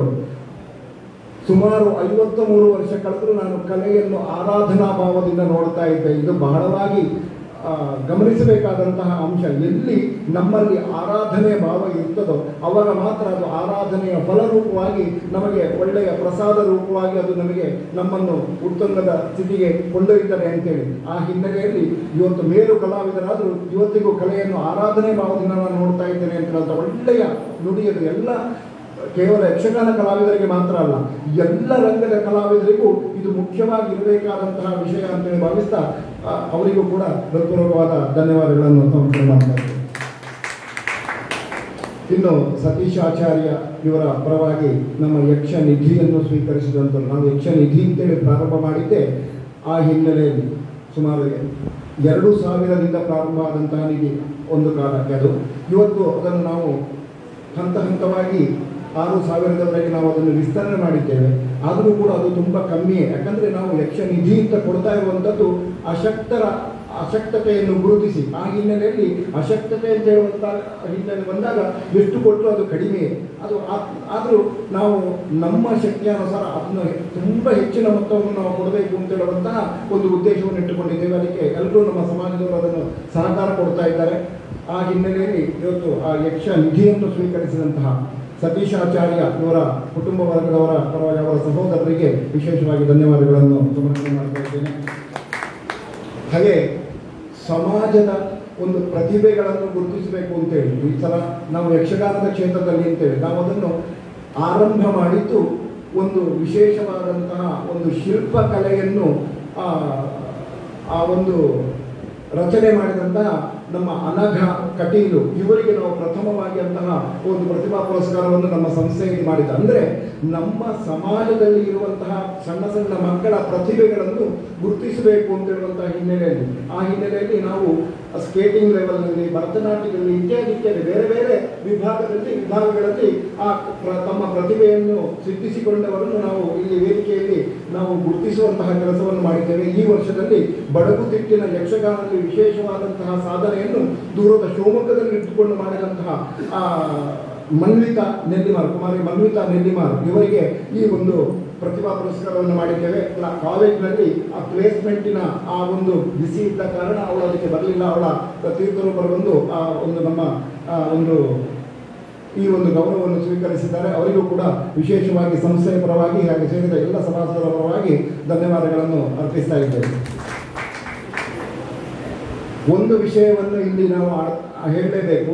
ನಾವು ನಿರೂಪಣೆಯಲ್ಲಿ ಅವರು ಹೇಳಿದರು 22 ಕಾರ್ಯಕ್ರಮಗಳನ್ನು ನಮ್ಮ ಕಲಾ ಬಳಗ ಯಕ್ಷ ಚೈತನ್ಯ ಕಲಾ ಬಳಗದ ಇಲ್ಲಿಯವರೆಗೆ ನಾವು ಪ್ರದರ್ಶನ ಮಾಡಿದ್ದೇವೆ. ಎಲ್ಲ ಕಡೆಯೂ ಕೂಡ ಅದು ಒಂದು ದಿನೇ ಅದು ಒಳ್ಳೆಯ ಮೆಚ್ಚುಗೆಯನ್ನು ಕಂಡಿದೆ ಅಂತೇಳಿ. ಆದರೆ ಅದರಲ್ಲಿ ಮುಖ್ಯವಾಗಿ ನಾನೊಂದು ವಿಶೇಷವನ್ನು ಇಲ್ಲಿ ಗಮನಿಸಲೇಬೇಕು.